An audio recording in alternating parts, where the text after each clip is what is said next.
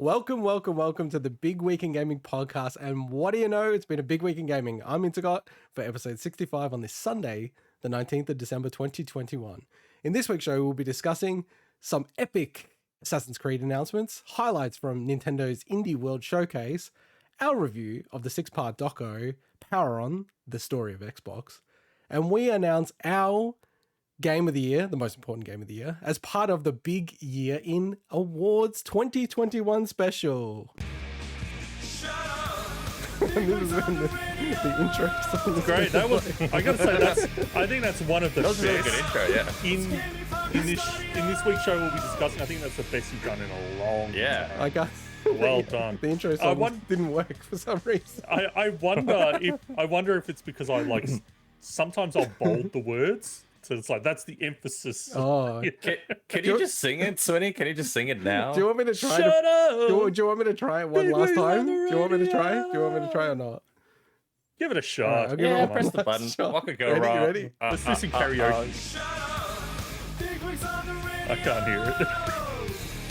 I think it's playing through a recording, but I'll turn it off because we can't hear it. Okay, in my defense, this bloody audio software, whenever it updates, it balks all the settings. I was thinking we probably should test the intro song, but then I couldn't be bothered. It's all good. So if you want to support quality gaming podcasting like ours, jump on bigwigpod.com. It's got the links to every single socials, all the places we're on the internet, how to subscribe on your favorite podcasting service. This week, hype. Who's the hype man? I'm the hype man. I'll just say, in terms of our intro song, I'll recap what you missed. It's Bigwig's on the radio. Shut up. It's gaming podcast audio. There you go. Podcast audio. Podcast. Podcast. Welcome to the podcast. So hype. Yes. So next week we'll be doing our Big Kringle. I think that's what it's called. The Big Kringle. Yes, the Big Kringle. Yeah. Special. We did it last year. It was a good lot of fun where we get gave around each in oth- a circle and we spank each other's asses. We can start the show again, given that intro song didn't work. No, that is not. I think you're confusing us with another podcast you do. Mark. The podcast. The podcast. The That Big sounds Kringle is what it's our Chris Kringle where we give each other gifts and we open them live on air. And last year It was fun. it was fun, but we stuck to like digital games and things Well, like I think that. the budget was too tight. We're fucking That's what tight she asses. said. And I think- like we all can afford more, but we were like, what was it, $30 or $40 or something Yeah. last year? Yeah, This because it's year what is people normally give. I know. this year as well, we've like said, hey, let's actually like we've got a bit more planning. We know we're going to do it, Yeah. so let's actually we can open it up to physical gifts if we Yeah. want as well. We had so. so much planning yet. Where the hell are my gifts? Hey, they're coming Tuesday for And you. it's nearly Christmas. And it's dispatched. It's coming Monday for Swinny. So there you Okay, go. cool. And the other hype is next week we'll be doing our first Game of Some Other Year 1995 nominee Remember. feature. Remember Game of Some cool. Other Year? I know, Well, I we've- couldn't even remember the name of our own We've multi-year barely- running segment. We've barely talked about it, but we've We been have, thinking yeah. about it, and some of us have been playing these games. And I the have. game, I've the been playing. game, I've been the playing. game we're starting with is Team 17's Worms next week. Yes. So So maybe we could even try to stream some of the Worm stuff since we have to play it Maybe. online anyway. Yeah, I'd be streaming that. Worms is Cool. damn funny to stream. that is genuinely amusing. And there's a correction. There's a very important correction that we have. Yes. Sweetie. So last week I was so hyped. I'm like, I'm actually going to set a date for this damn Kemco RPG tier list. So I put a date. I put the 26th of December, Boxing Day. I'm like, that's it. If I put it in there and I say it, then we're going to stick to it. Well, the tier list has been postponed. So the reason, because I didn't kind of like look at everything else with scheduled to do. And that's going to be a bit of a chunky feature. So Yeah. It's probably an hour long at least. we're doing like the game some other year features and things like that. So my poor schedule management is the correction. So I'm not sure when that'll be. It will kind of play it by ear on a. We'll see what the news is like for the weeks and then to come. They may be quiet, so we'll find a good week where there's a good amount of space to chuck in the most important feature the show has ever done. Oh, okay. Oh, Ever. Might well be. Ever. Like The Kemco it will RPG. be- It's a Yeah. world first, that's for sure. it's the definitive Kemco. tier list. I don't think it's the world first, but it's Really? It's the maybe it the will be the world definitive. second. It will be the definitive. Okay. It's the world's second. No, but it will be the definitive because It's you the world's second definitive no, but Kemco RPG tier list. has the person who made the tier list, is he one of the people who, it's completed all the achievements? I don't It think so. actually, looking at It might be. it may be for the criteria that I'm saying. There is someone's ranking every Kemco game on the NES, but that's not. No, that's I'm not totally doing No, that. that's different. I know who So- that is. That Rig something Rig? Big Rig? Yes. Yeah, Yes. how crazy that I know that. That is insane. I know the So- person who's done another Kemco tier list. How many people in the world will know the two Two. people? There's 2 people in the So- whole Off the world. top of their head. Maybe This is the It, useful knowledge I have in this head. it might end up being a world first. No, but that it doesn't might. count that one. And he was just No, like, I'm I've saying, watched like, that tier ours- list, by the way. I'm saying ours might end up being a world It will first. be. I reckon will it is be. a world It will first. be. It is a God world damn it. first. Nobody else cares enough to No, tell. exactly. Well, We're the cornering. world should care. Or has spent the amount of money I have spent on these fucking RPGs. Do you know what's funny about that, Wow, though, you Swinny? say that with so much love. I think that the very next tier list we'll do, we're doing the most bespoke one ever, and then we'll do Mario Kart. It's just Yeah, that's like, never been done I know, before. exactly. Here's the 50 millionth Mario Kart tier list. Okay, so before we move on to what we've been playing this week, as always, although Swinny does try to hide it and he says that it's just my display, but question of the week, and this is topical because, we're having some pizza today, but Hawaiian, pineapple on pizza, yay or nay? Yeah. Fuck yeah. Okay, Well, well, this is a Hawaiian boring one pizza- because we're all yes. That was a dumb We're question all as well. yes. Hawaiian Man, pizza I is not put- Hawaiian pizza without pineapple. Man, I get Hawaiian added to my No, Subway I'm just bloody saying sandwiches. pineapple on pizza. Like, Yeah, of course you have to have. yeah, Absolutely, yeah, 100%. You Oh, like yeah. pineapple, okay. Yeah. Okay, maybe that's an Australian thing. I think it's not as Maybe. controversial in Australia, is it? I don't No. think so. Everyone that I know likes it. No. All right, fair enough. Let's jump into the banter. That was the most failed Worst question question ever. Worst question ever. Well, I'm not trying to it's not like I know the answer to these things. So anyway, Mike, what have you been playing this week? Oh boy, a couple of things. 4 things actually. First of all, Death's Door. Like I told you guys, I picked it up on Switch. Awesome game. It's got very Zelda-ish kind of vibes, and I think, as he said, it's reminiscent of it. Do I have a B-roll of it? Can we bring up a okay, B-roll come of Death's Door, on. please? You've never actually asked for Yeah, that. to that's man, it. to man. Thank you. Jeez, I'm demanding demanding the a B-roll, man. B-roll. Demand the So, B-roll. so you play as a little Reaper Crow, a little. as per the beautiful B-roll that we have here. Awesome gameplay, really really solid, very polished. Fantastic little puzzles hidden amongst the world. I might actually end up trying to 100% this game. It's really cool in that sense. It can get a little difficult at certain times. Maybe I just didn't have the correct upgrades as per the B-roll at the moment.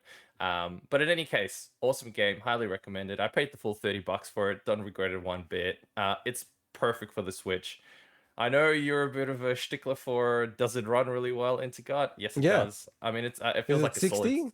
No, it's a solid 30 though. And you know what? For this kind of game, doesn't distract from it whatsoever. Isn't it Souls inspired Souls like? So Not I want really. to. No, I wouldn't say so. No, definitely not. Looks closer to something It's- like Hyperlight Drifter or something. Yeah, maybe more that. It's look, the closest thing is definitely a Zelda game that I could equate it Okay. to.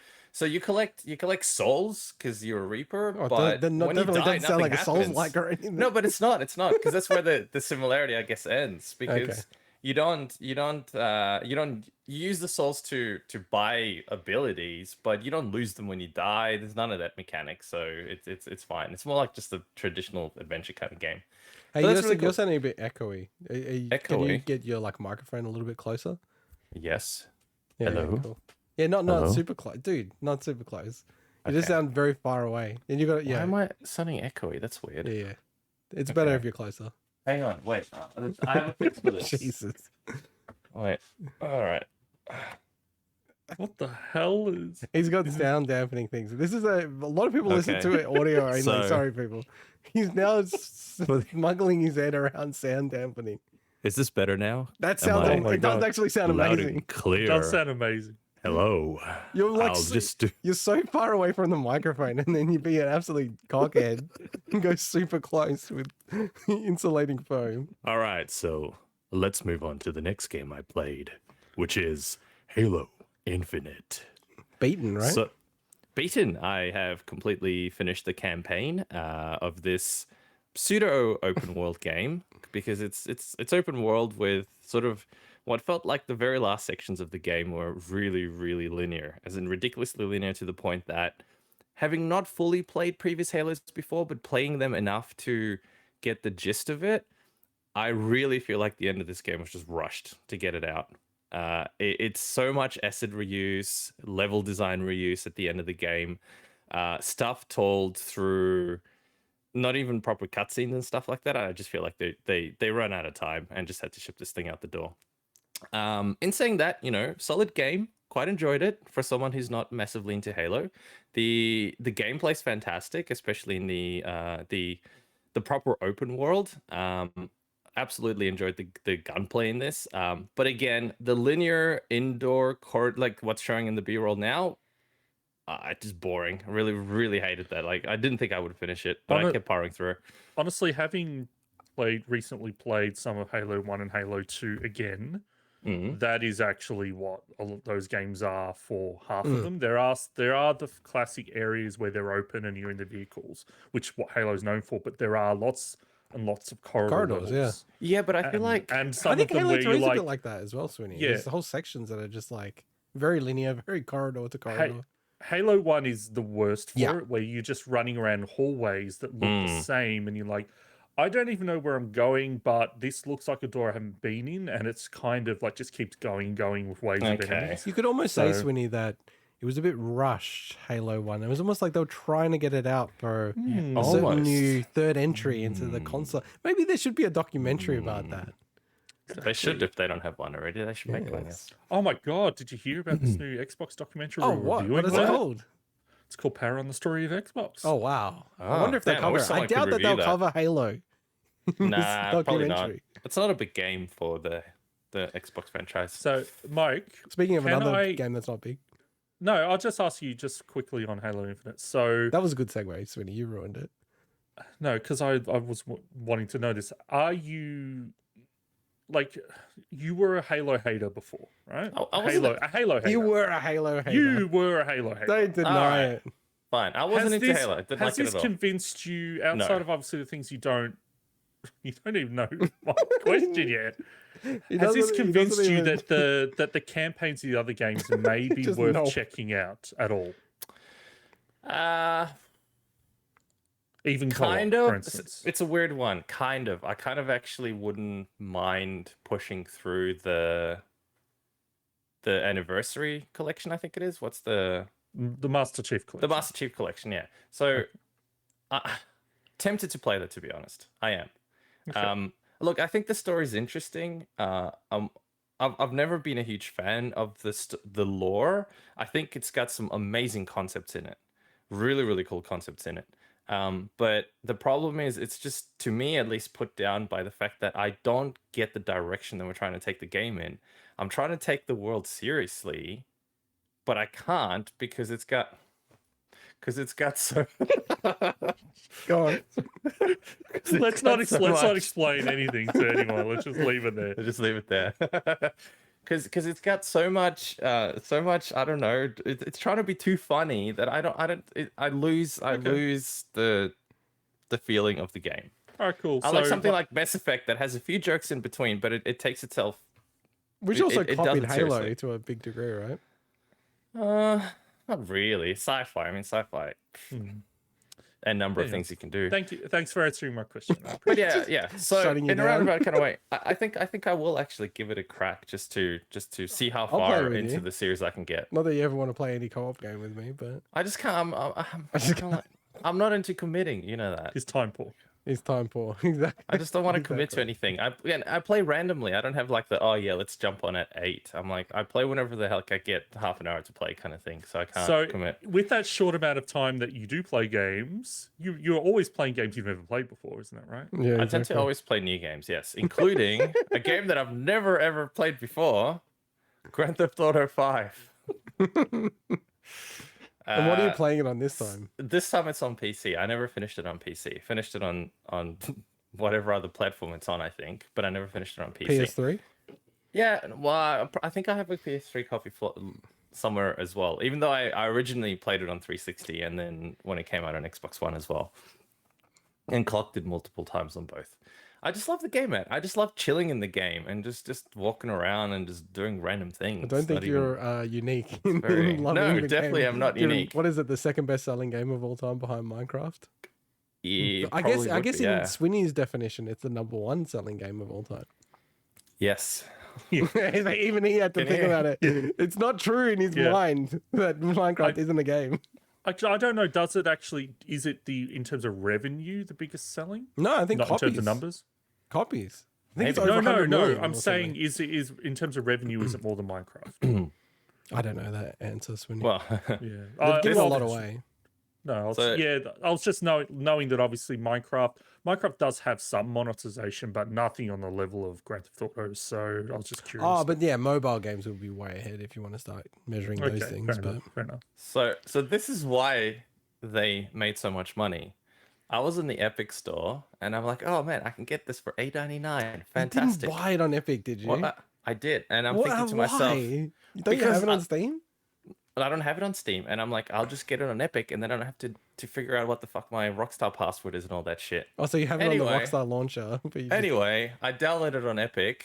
I already had it on the Rockstar launcher. Of course, I already had it on the Rockstar launcher.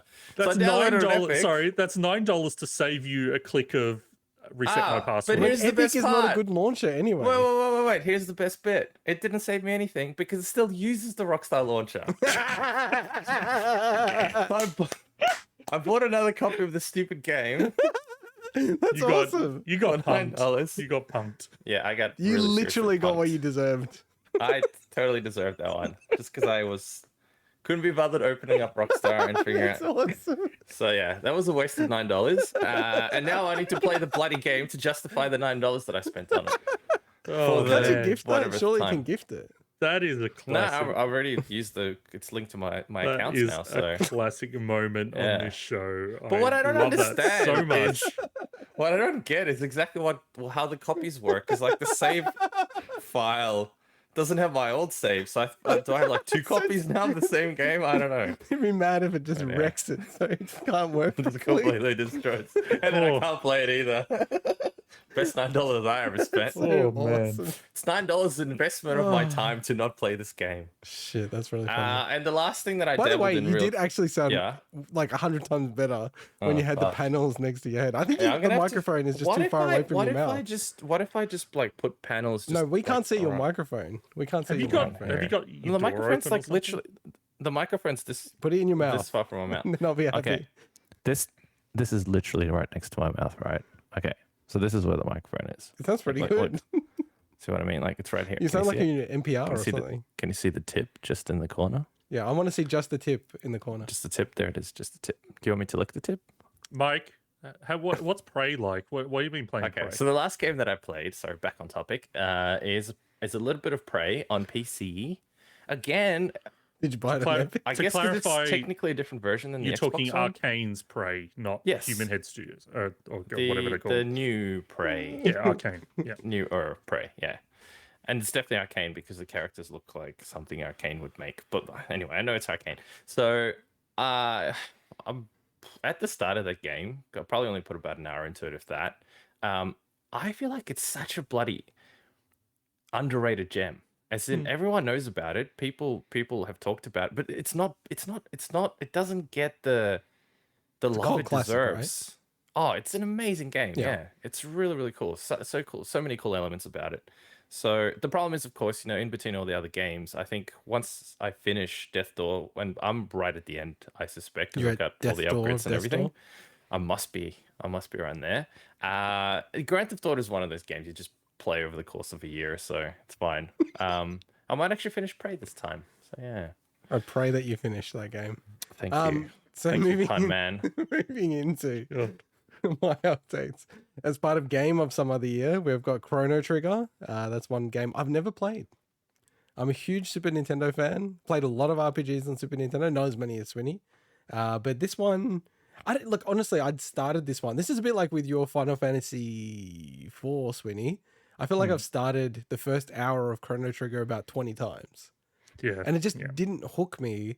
But I have to say, pushing through that period of time and then getting to the different time zones, which I guess I can say, given it's Chrono Trigger and you know, it's been around forever. And that's not a spoiler, but yeah, like once you start to go through the different time periods, it really was like, it hooked me. I think I'll just be playing that mostly in the week off that I have with my boys going to school and everything like that.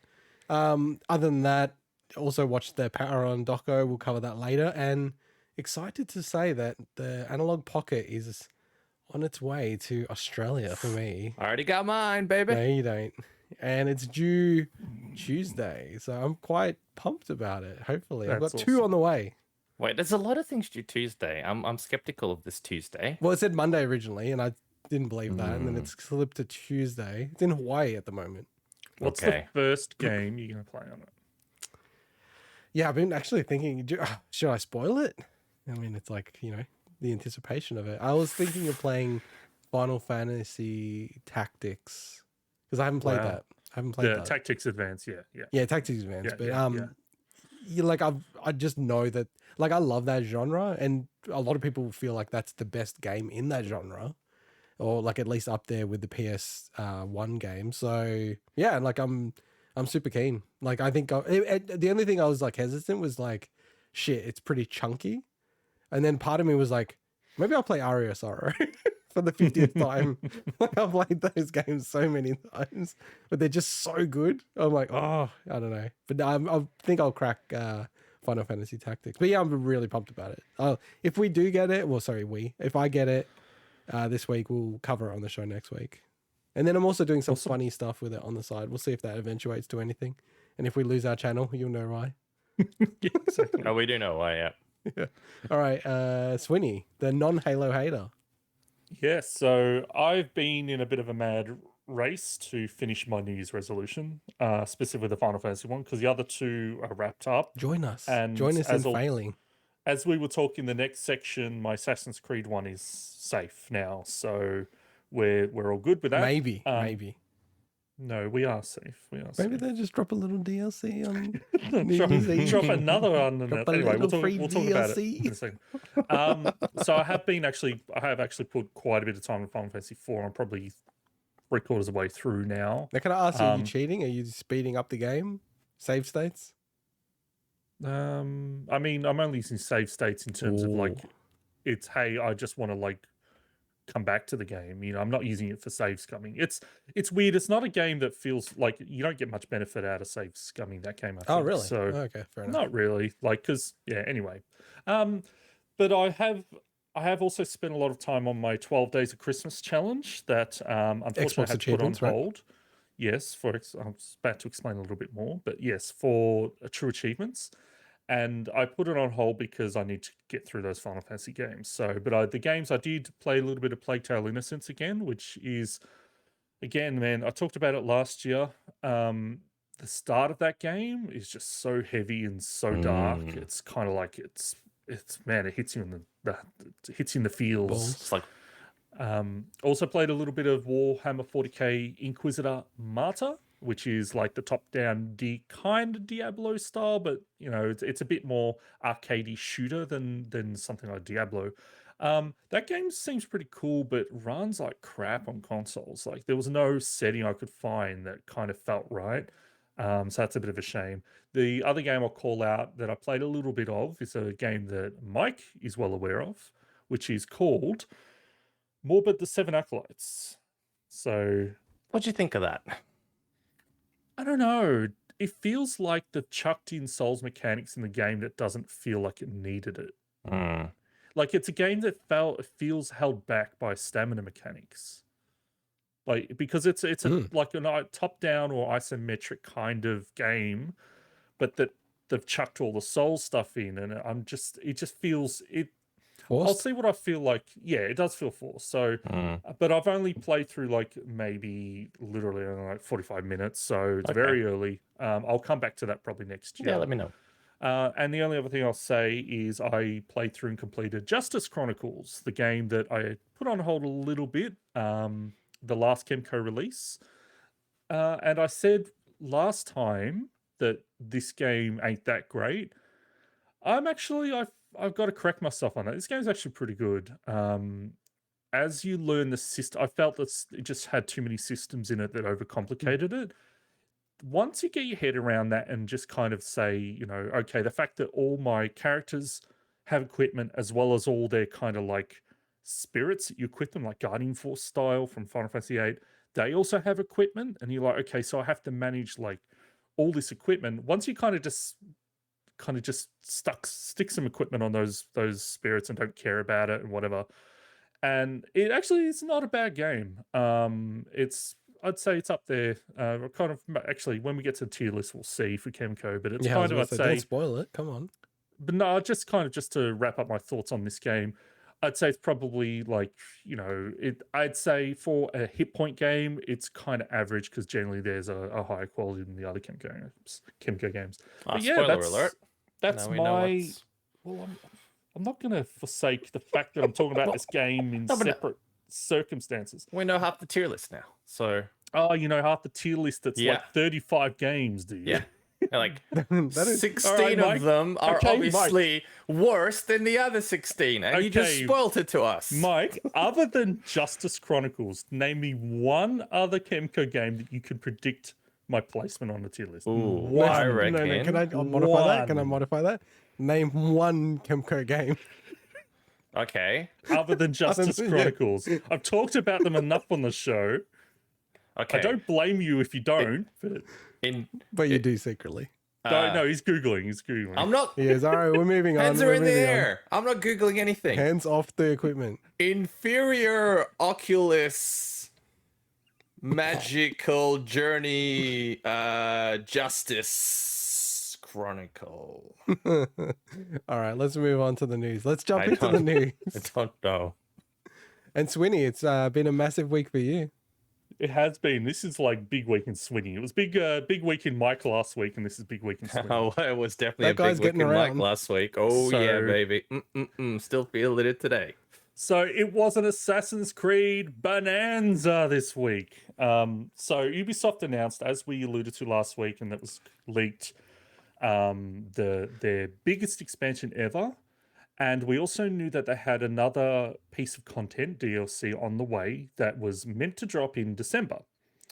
We now know what that is, which is a crossover event between Valhalla and Odyssey. So talking about the expansion first. So it's called Dawn of Ragnarok. This thing is huge. They say it's the biggest expansion they've ever done, and that's pretty wild. Now, generally speaking, the expansions that Assassin's Creed does, the maps are pretty sizable, but they'll usually do them in pieces. So, for instance, Odyssey had the DLC for had like the Fields of Elysium, and then it had like the Hades one, and then it had the one set in, I forget where the last one was, but basically like it's set in different places. But this looks absolutely massive. So they say that the map for this is about 1/3 the size of Valhalla's map of England, which is that is huge. Now, to give some frame of reference there, the previous two DLCs they released for Valhalla, so the Wrath of the Druids, which is set in Ireland, and the Siege of Paris, set in France, of course, I would say they were maybe closer to 1/5, maybe a bit smaller than the map of England. So this is much larger than those by their account. But it's also priced accordingly. This is a $60 expansion, Australian.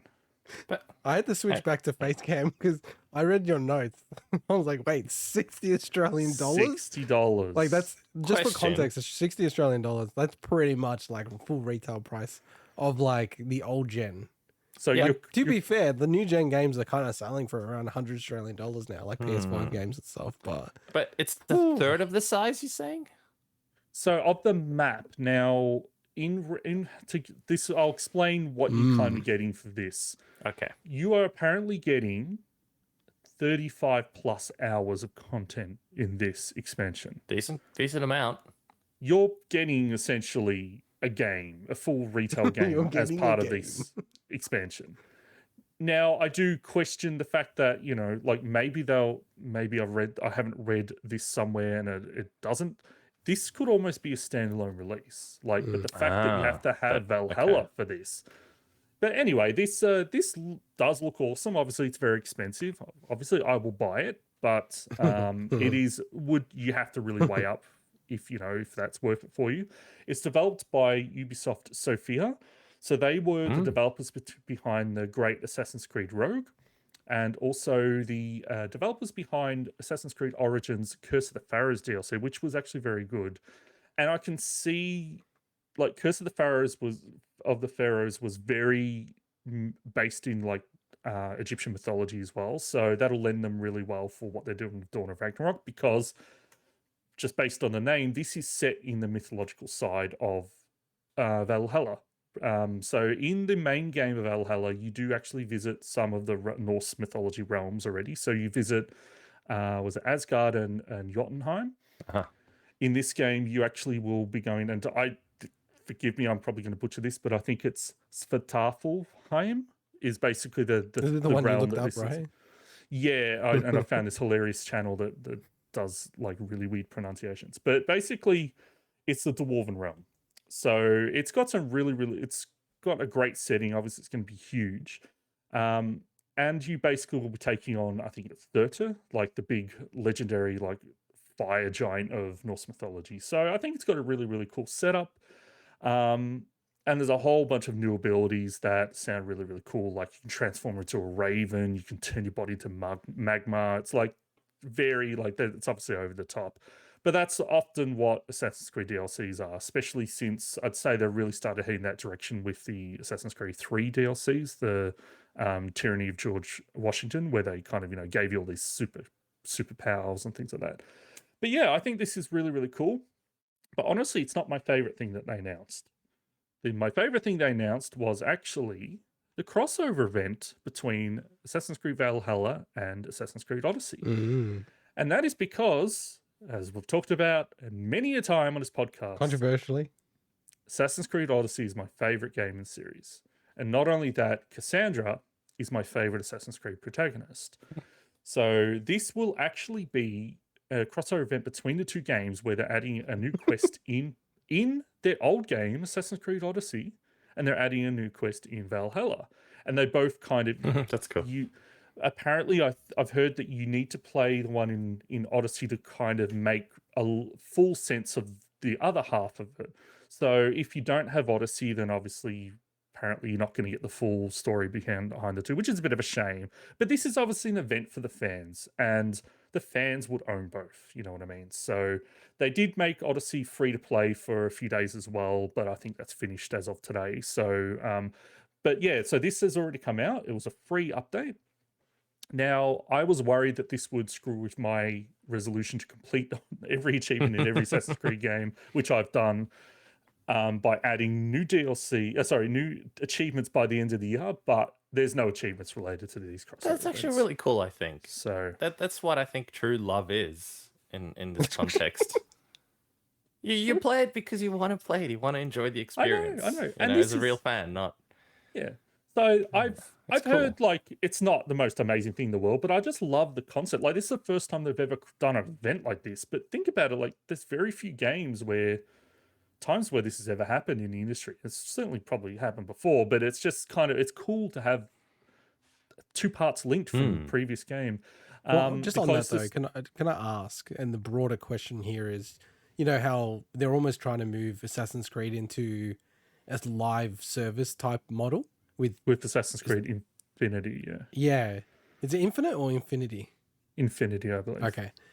Do you feel like this is almost like the precursor to that? This is like their experiments into that space? Yeah, you could definitely see it that way. I'd say a lot of that's also the fact that they're running these events, seasonal events already.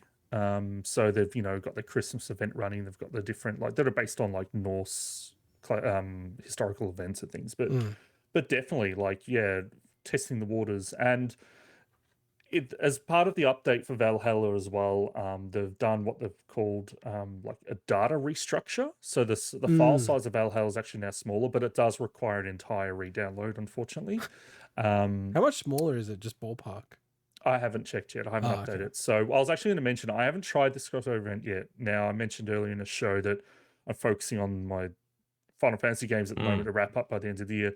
But also, I'm actually kind of happy because now I've got this certain expectation. In probably about 2 weeks, I'll play through and I'll come back and say, I was excited for nothing, or something like that. So but you have to it's finish good, this before the end of the year, right? To do your Assassin's Creed thing. No, because I mentioned there's no achievements related to this. Oh, okay. Sorry, I missed that. Yeah. So that's why you'd like it. That's why I was worried that they'd add it.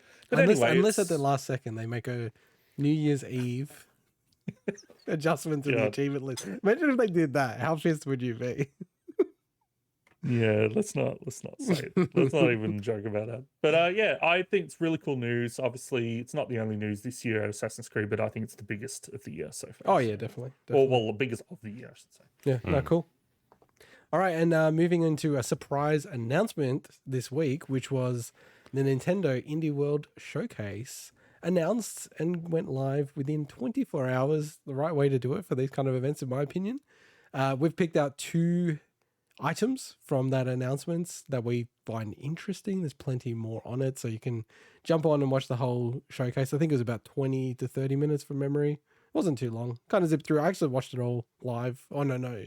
They were in the morning when sort of jumped on. But anyway, the first one was Sea of Stars. So, Swinny, do you want to take this away? Yeah, so this is what opened the showcase and is also what made the headlines, and understandably so. This is the next game by Sabotage Studio, who made The Messenger, as it just popped up on our B-roll. Now, this is not a new announcement. This was actually announced back in March 2020. It was kickstarted as well. I think it raised 1.7 million Australian dollars as part of its Kickstarter. And that's understandable because The Messenger was awesome and The Messenger has a lot of fans. And this game is definitely plays differently to The Messenger, but is apparently set in the same world. So this is...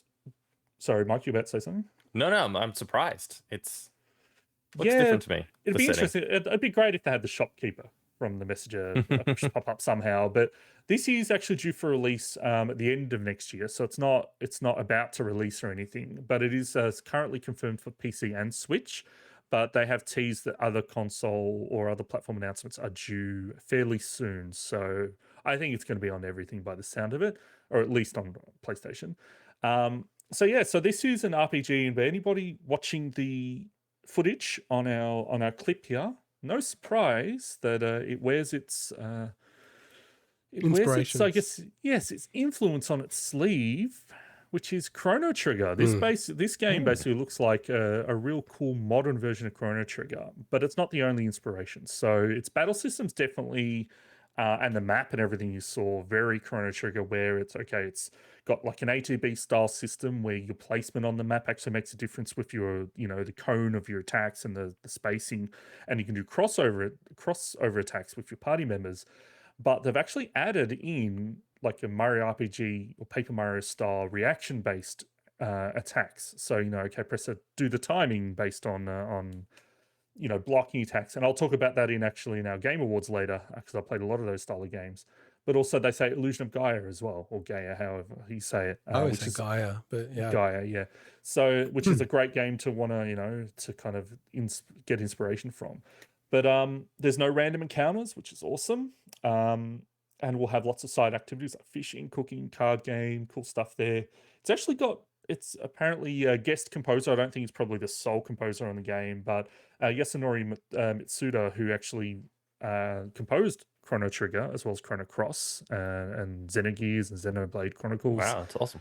Yeah, so you see that a lot these days where you've got games that are being inspired by other games and they get the composer to come back and actually do like at least 1 or 2 tracks, which I think is a cool trend. And the plot has you taking on the Fleshmancer. And when I heard that term, Mike, it just reminded me of The Witcher 2, where there's that joke about lesbomancy in the cutscene. I just now can't separate those 2 jokes. But yeah, I think this looks awesome. Oh yeah, I think it looks incredible. I feel like these kind of games, they're almost the vision of what would have happened if, we didn't go down the 3D route. And I know I keep saying this, but it's just like, it's very, very cool that we're getting these type of games. Same as like Octopath Traveler. There was a new trailer for Triangle Strategy, which is such a weird title for a game. It's not that much more weirder Memorable. than Ogre Battle or Tactics Ogre when you think about it. Yeah, but I think that's just a more quaint time, you know what I mean? Like, Yeah. you'd have games just called pinball or like baseball, right? Like, golf. I think that's a different time. Like, right now, to call a game Triangle Strategy, it's pretty bold. But like, it's quite funny because the art style is so amazing. But like, this is different, but it's also very cool. I love when they do the sort of pixel based lighting effects. I think you'd like that kind of stuff as well, Mike, where it's just yeah. they've manipulated the bitmap colors of the actual pixels, like with the lighting. It's just so crazy how they're doing this kind of stuff. It's very, very Looked cool. amazing. But like, even if I don't play it, honestly, I just will buy it because it's like, I want to support games like this. I want more games like this. So I got to be careful about that because it feels like we're starting to get a deluge of these type of games, which is cool. And there was one more. I didn't know too much about this one, Swinny, but there was one more that you wanted to cover. Yeah, so this game, it's called OMORI. And this was the One Last Thing game that they had. And when I read because I didn't watch the indie showcase before I read like, here's the summary of things that got announced.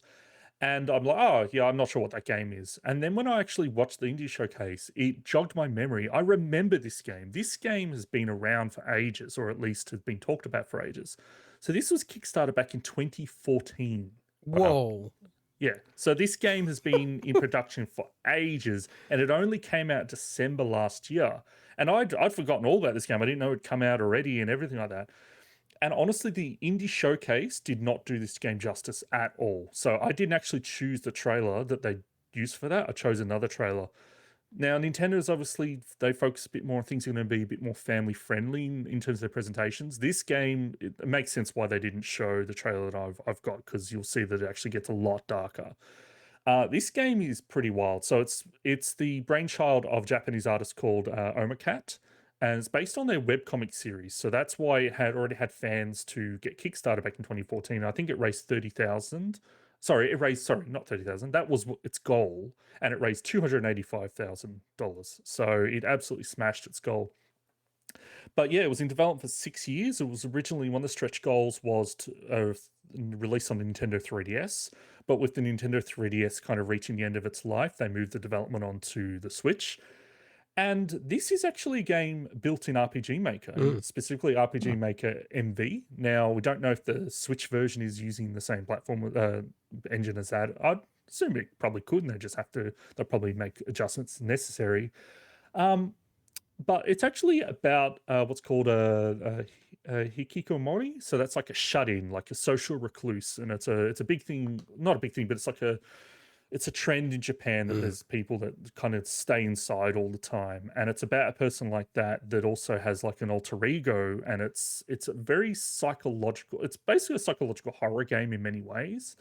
And it deals with like split across the real world and the dream world. So it's very much, while it's darker, you could definitely see the inspiration from Earthbound. But one of the biggest inspirations for this game is a game that not everyone would have heard of, but it's the first thing I thought of when I saw this game, and it jogged my memory, which is a game called Yume Nikki, which was also an RPG Maker game from 2004 that kind of blew up on the internet, very much like a creepypasta style game, if you're familiar with that term, where it's like, games where there's more, they're very breaking the fourth wall and everything.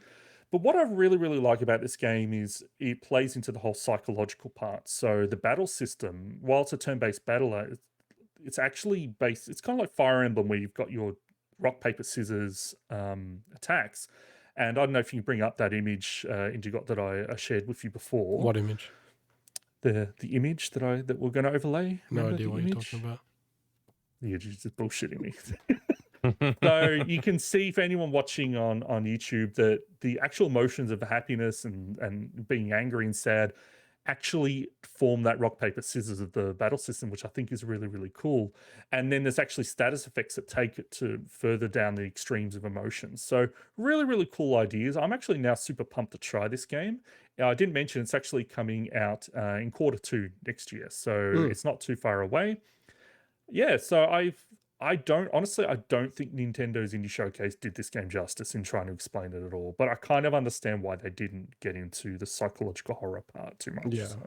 Yeah, no, it makes sense. Oh, Cool. nice. I talked a lot there, so sorry for talking your ears off. No, No, that was really cool. That was really fascinating, actually. I like They the both- they both deep look lore really on good. RPG Maker games all the way back from 2004. We do need to dig out your game one time. Yeah, I don't know if I've got it still. Oh no! Are you Yeah, serious? I think the hard drives that it was on have probably failed at this point. So Oh, that would actually it's make lost me to sad, the annals man. lost to the annals of time. You could remake it and be better. Oh yeah, Just make the sequel. the sequel to the Remember game that the never got initial- made. All right, let's move on to our last story for today. And this was actually for me really, really cool news. And broken in a very cool way. So Nickelodeon All-Star Brawl appears to be getting 2 highly requested features, including from one of our panelists, added into the game: crossplay and character voiceovers. Yes, could you imagine that? And the news was revealed by Ludosity. I hate that name. Sorry. Art director Diego Hernandez in a recent stream with pro Smash player Hungrybox, which is That's very awesome. cool. I He love hosts that. a lot of tournaments. They recently released the Garfield DLC, free DLC, but they did announce in the stream one thing for sure, and then the other part kind of officially, but not, but we'll get to it. So the crossplay will be coming Q1 2022. It's going to combine PC, PS4, 5, Switch, Xbox One, Xbox Series. Hernandez said, quote, "We wanted to launch with crossplay, but we came to the conclusion that we needed to wait a little bit longer to fine-tune some of the details. We were just testing out the waters and seeing how the netcode and everything worked first before introducing it." I know in that stream he went on to say, like, you know, we're bringing it in a lot earlier even than they thought because it is working so well. But the real key thing that Hungrybox sort of teased out and, you know, Hernandez hinted at, and then, you know, Hungrybox really pulled out of him, was the unofficial confirmation, but official from me, tease from Hernandez, which, quote, "We've been hearing your requests and we'll make sure you'll be hearing from us soon," end quote. And then even after that, we had Hungrybox was sort of like, all right, he's not going to say it, but I'm going to say it. We're going to have voiceover, character voiceovers are coming. He went, you know, the very traditional hammed up Hungrybox reaction, Swinny. But I was very pumped. And, you know, we had this thing that happened recently, which was Warner Brothers revealed Multiverses, which has the voice actors. And we don't have it here, but one of the people from the studio actually like tweeted about it and said, "Oh, interesting that they've got voice acting. That's a pretty big feature. I think a lot of people really are resonating with that." So it does seem like, you know, the studio then got in contact with their publishing reps, people like me, and said, look at the data. You know, you got to change your mind. And I'm like, it's going to cost us 1 cent. I'm not sure if we want to do this.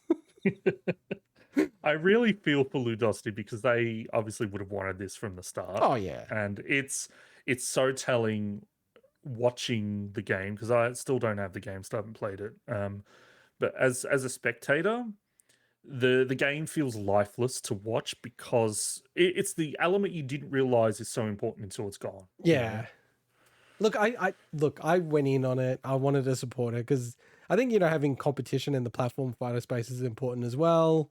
And it's just, it's a funny concept, you know, and I love, you know, some of the characters, Ren and Stimpy, almost my favorites. But yeah, I do get you. It's not so bad when you play it, but I think it does ruin the kind of party element to it. Like even when I thought, I'll break this game out, it's sort of a bit lifeless, like you're saying, Swinny.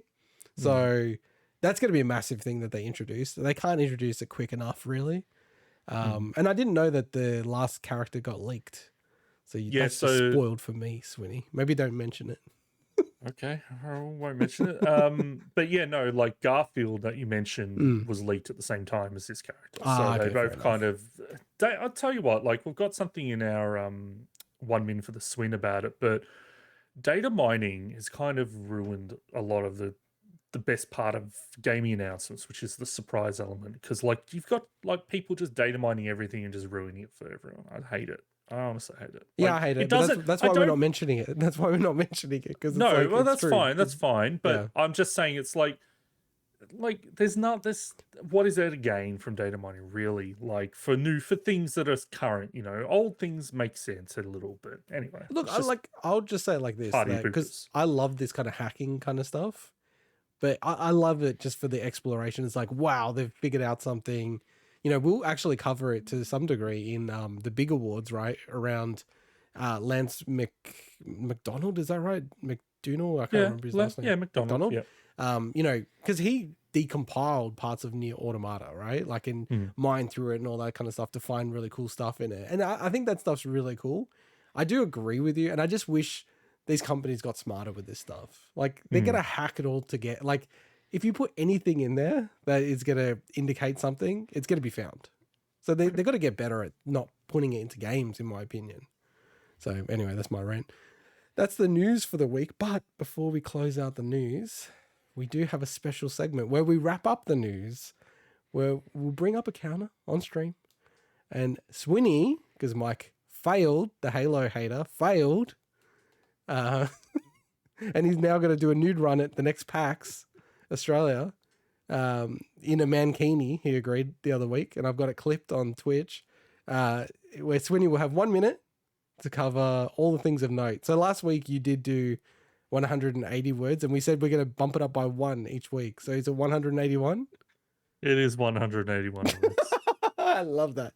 I love that specificity. That's brilliant. Okay. That actually made my day. All right. Hey, I don't know if this audio is going to work. Shit, when I think about it. But we'll see All the right. video if it doesn't work, okay? That's fine. That's Okay. fine. So, So do you want I'll me to start just whenever start? you start. Okay. Ubisoft have officially revealed they are remaking Splinter Cell. Picross S7 has been announced for Nintendo Switch. Minecraft is the first category to hit 1 trillion views on YouTube. Peter Molyneux's next game, Legacy, will require an NFT purchase to take part, while Stalker 2 devs reversed a decision to include NFTs in their own game. The Australian video games industry saw 23% growth in 2021 compared to last year. Final Fantasy XIV Online was temporarily removed from sale this week due to it being too popular. Tencent have acquired Back 4 Blood maker Turtle Rock Studios, and Turtle Rock have also added a new single-player campaign to the game. Sega is releasing a new Astro City Mini V console with a vertical screen in Japan. 5 more classic Mega Drive/Genesis games have been added to the Nintendo Switch Online library.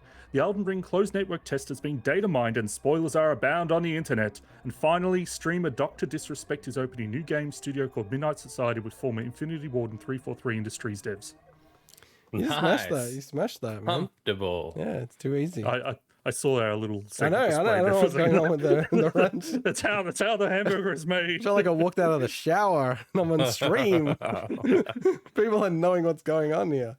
I don't know. I got to figure this out later. I thought 343 Industries would screw me up, but I got through it. Yeah, it's almost too easy, man. You're like I made it the last thing just in case I screwed that up. But that's an interesting thing Dr. Disrespect is doing.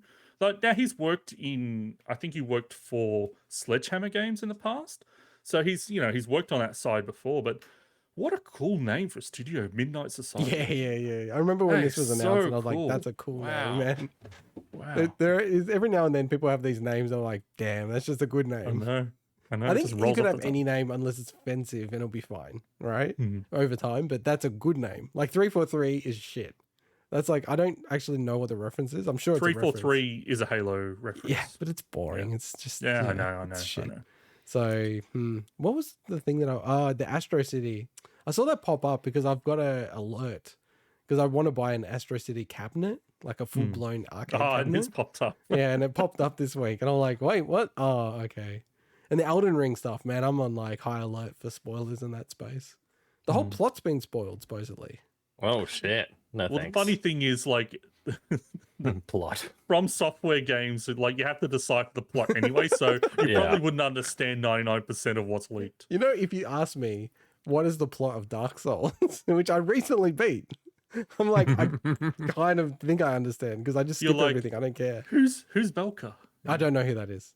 I definitely don't know who that is. Just being honest. Fair enough. Being honest. Fair enough. Fair enough. What's that beeping, by the way? Is that That's my end. I'll fix that. your like life alert that you have to press it to show that you're alive? I actually did it before the stream, but it must have just whatever. It's still That's all going. good, So it's all good. I'll turn that off in a second. All right, well, let's get into the first special feature, which is about Power On, the story of Xbox. As part of the 20th anniversary celebrations, Xbox have released a free 6-part documentary series looking at the crazy history of Xbox. So available on YouTube or, on your pirate sites or whatever you want to get it. Previously, back in Jan, Bloomberg ran an article named Xbox, The Oral History of an American Video Game Empire by Dinah Bass. She actually writes a lot of articles along with Jason Schreier I've found.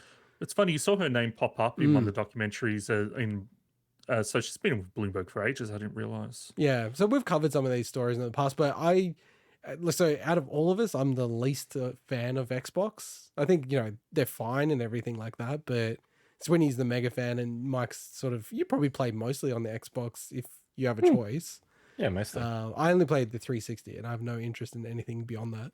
But I got addicted to this, man. I started watching the first episode and I'm probably the least biased here, but I'll give them a lot of credit. Like, it felt like obviously it is their slant on it and they've paid for it, so they're not going to blast themselves. But as a whole, like, honestly, I walked away from it going, why did they get into video games? Like, it seemed like they're paying out billions all the time for either studios Just to or fix shit, F-ups, and they're like fixing consoles. Because that's where the money is. That's what they said I don't to think they're making begin that with. much They money from knew it. this is where. No, but they knew that that's where the industry was going to go, and I think one of the first episode, which is chapter 1, the Renegades, that talks about the genesis of the entire Xbox business, talks about how really the reason Bill probably ultimately approved it is because he was afraid that they were going to get left behind by Sony. Yeah, I think you're right. That's sort of the reason why they did it, and then they just doubled down on it. Yeah, and you can't play the what ifs, right? You can't play the, what if they didn't do it? What would happen? Nothing would happen. Okay. You don't know. Like, who knows? Maybe it wouldn't. Maybe it would be a disaster for them. So, yeah, you never know those kind of things. But you also don't know. I mean, they drove a lot of that stuff in the industry, so you don't know what would have happened if, say, Sony was the only player in the game. Having no competition, maybe innovation wouldn't have been as high. We wouldn't have seen the kind of stuff that we see today. Or maybe a complete third party would have come in. Heck, maybe even Nintendo would have completely done something different. Yeah, true. If Microsoft weren't around. So it definitely had a huge impact, I think, on the industry. Stuff that we take for granted nowadays. The one thing I wanted to shout out before I throw to Swinny is I give respect to Don Matrick to actually come on, show his face, and actually like talk on the doco. I think out of everyone, and it's also about narrative. Like, we all work at big corporates, but like narrative is super important internally, and especially if you're sort of like the last guy or the last guy that really blew things up. It's like the way you talk about that, even you sort of put everything onto that person, and you also do the whole thing of, they did their best, but like let's just not talk about it, right? Let's they fucked everything up, but it's all right, let's move on. And like, I give the guy credit for coming on, right? I'm not even saying that he came off that well, but I give him credit for coming on and talking and sort of going, look, this is what we thought, and they kind of took a bet on something and it didn't work. And I did like how they memed themselves with the Xbox One presentation, which was a disaster. Yeah. And it was good. It was interesting. And the other one thing I wanted to say before Swinny jumped on was I liked how Mike Matei was actually like a little tiny segment I know. of the thing. I was like, that is so weird.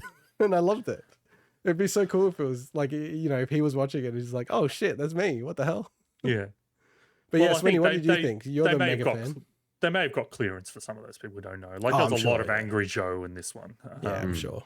But look, just up front, if you like video games, which obviously you listen to the show, if you like knowing how games are made, if you care about the history of video games, watch this. Now, It's not perfect. It's obviously there's certain things where they definitely angle it that are a little questionable, but this is such an important, I guess, thing to watch. I wish we had this for all the consoles. I would love something like this for Nintendo. Oh my god, I would. They would never do it. Nintendo would ever do that. But I would love it It'd so be much. awesome, yeah. Dude, I'd be It like would be- eating that up, man. It would be amazing. So huge props to Microsoft and Xbox for doing this. Huge props to, I think it's 10100, the production studio as that's well it. behind this. I have a huge amount of respect for any person or any, I guess, entity that is willing to show its weaknesses, even if they angle things. And they showed a lot of weakness in this. You know, they talked a lot about, as you mentioned, the failure of the Xbox One and the approach there. They talked a lot about the hardware failures with the 360, the Red Ring of Death. They talked a lot more about things they got wrong. And that's something that doesn't happen that often. You know, often that sort of stuff is swept under the rug, and it only comes out through articles and third parties writing about it.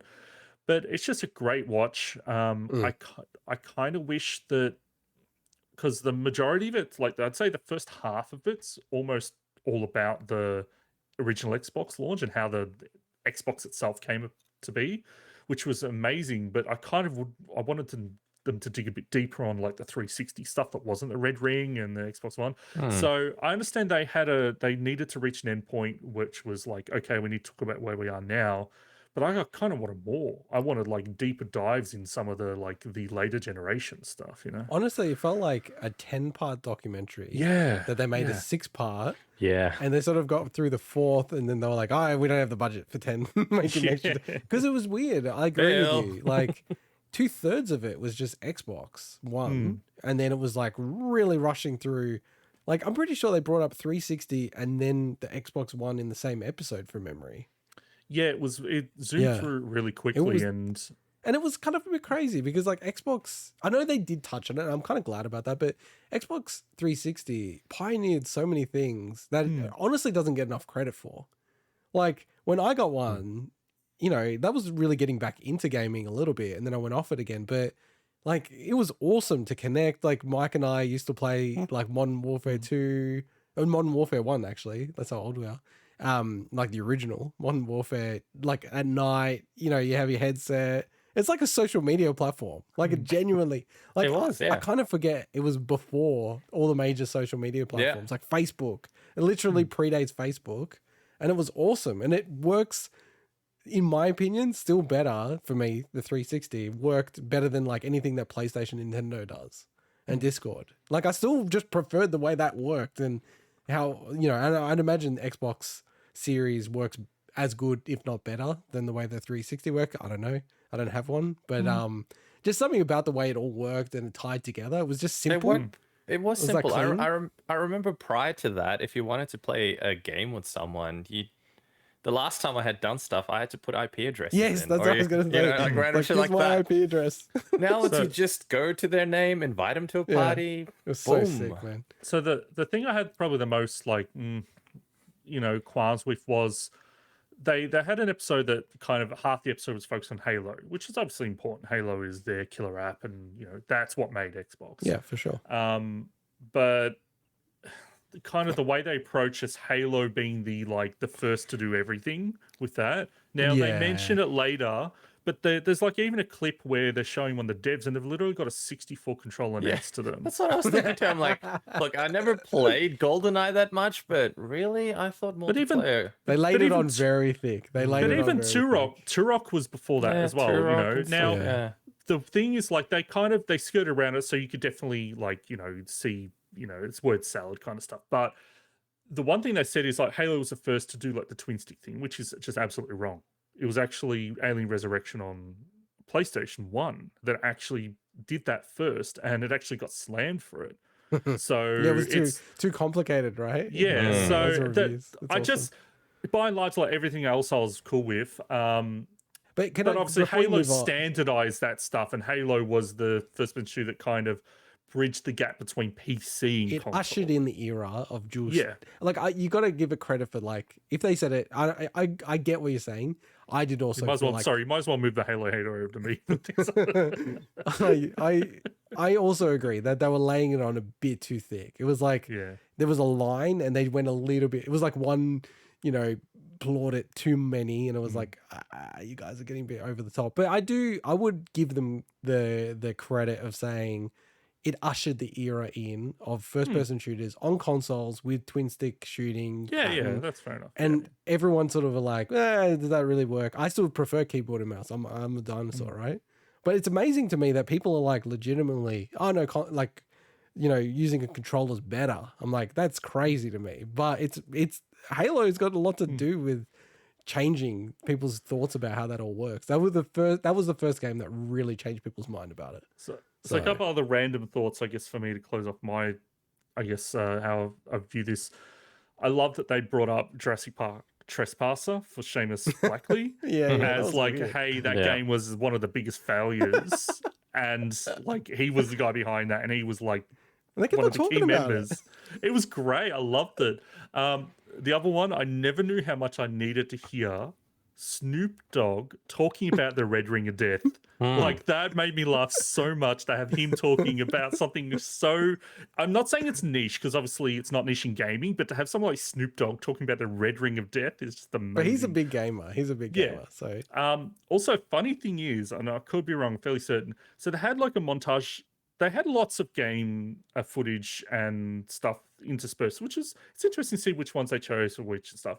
But they're talking about the Xbox One X. Now, think about how long ago that launched. In the montage for that, they actually had footage of Dying Light 2, which still hasn't come out yet. Yeah, I noticed that as well. Yeah, the city part. Yeah. Anyway, and the fact they had Laura Bailey doing a little bit of narration, which anytime I hear her talk, I just think of Kaine from Nier saying fuck all the time. Like, it's just funny to hear when she's like being all super professional and stuff. So, cool. Overall, I thought this was great. Really worth a watch for any, as I said, anyone that's interested at all in video games should probably watch this. Yeah, the quick tier list, it's like the Smash Doc is S tier. That's the greatest. Like, that's just way up there. But this is a solid like B or A in my opinion. Like, and there's not that many great, video game docs at this length. There's some really cool ones that are like an hour that, Video Game Historian, No Clip, stuff like that. But at this length and this quality, it's like right up there. Like No Clip's the only other one that I can think of off the top of my head. So yeah, look, I'm surprised they didn't talk more about Rare. Like it was like they didn't mention Rare. Yeah, that is, I think once from memory. Yeah, that's actually good. I guess because that didn't probably have, while they're not in a horrible place or anything, it didn't probably have like a great ending to that one. Like the story is still kind of, it's like Rare is very popular.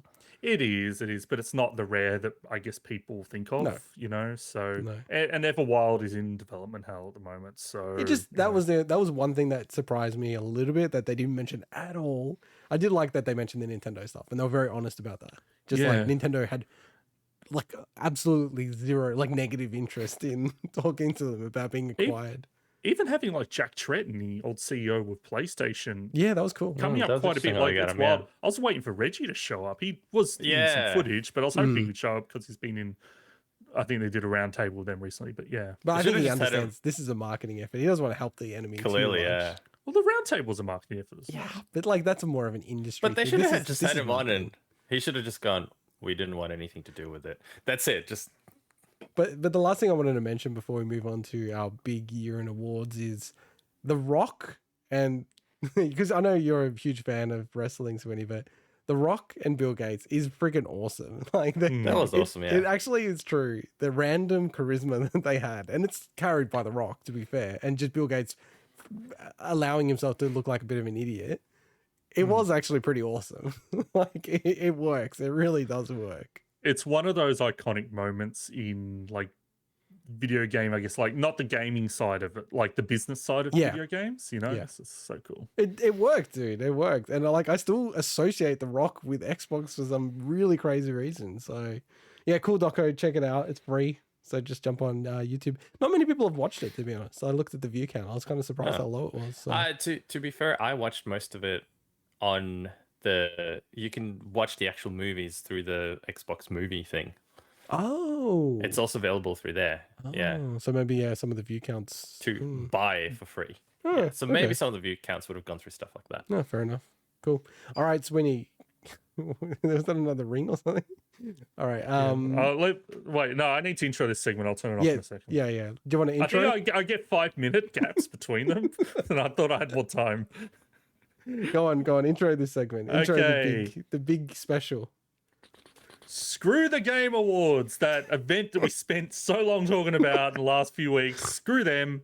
It's time for the awards that really matter as we present Big Year in Gaming's Big Year in Awards 2021. So we did this last year, changed it up a little bit this year, but we have tried to keep majority of the categories the same.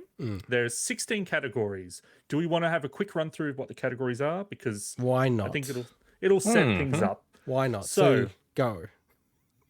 Actually, Mike, I've talked a lot in this segment. Do you want to run All through while I right, turn this beaker off? Let's do it. So, first category we have is the biggest big story of the year. Then we have the second category is the biggest small story of the year. Third category is CDPR presents biggest I am disappoint of the year. Fourth category is the biggest face of the year. So this is a person or company to be celebrated.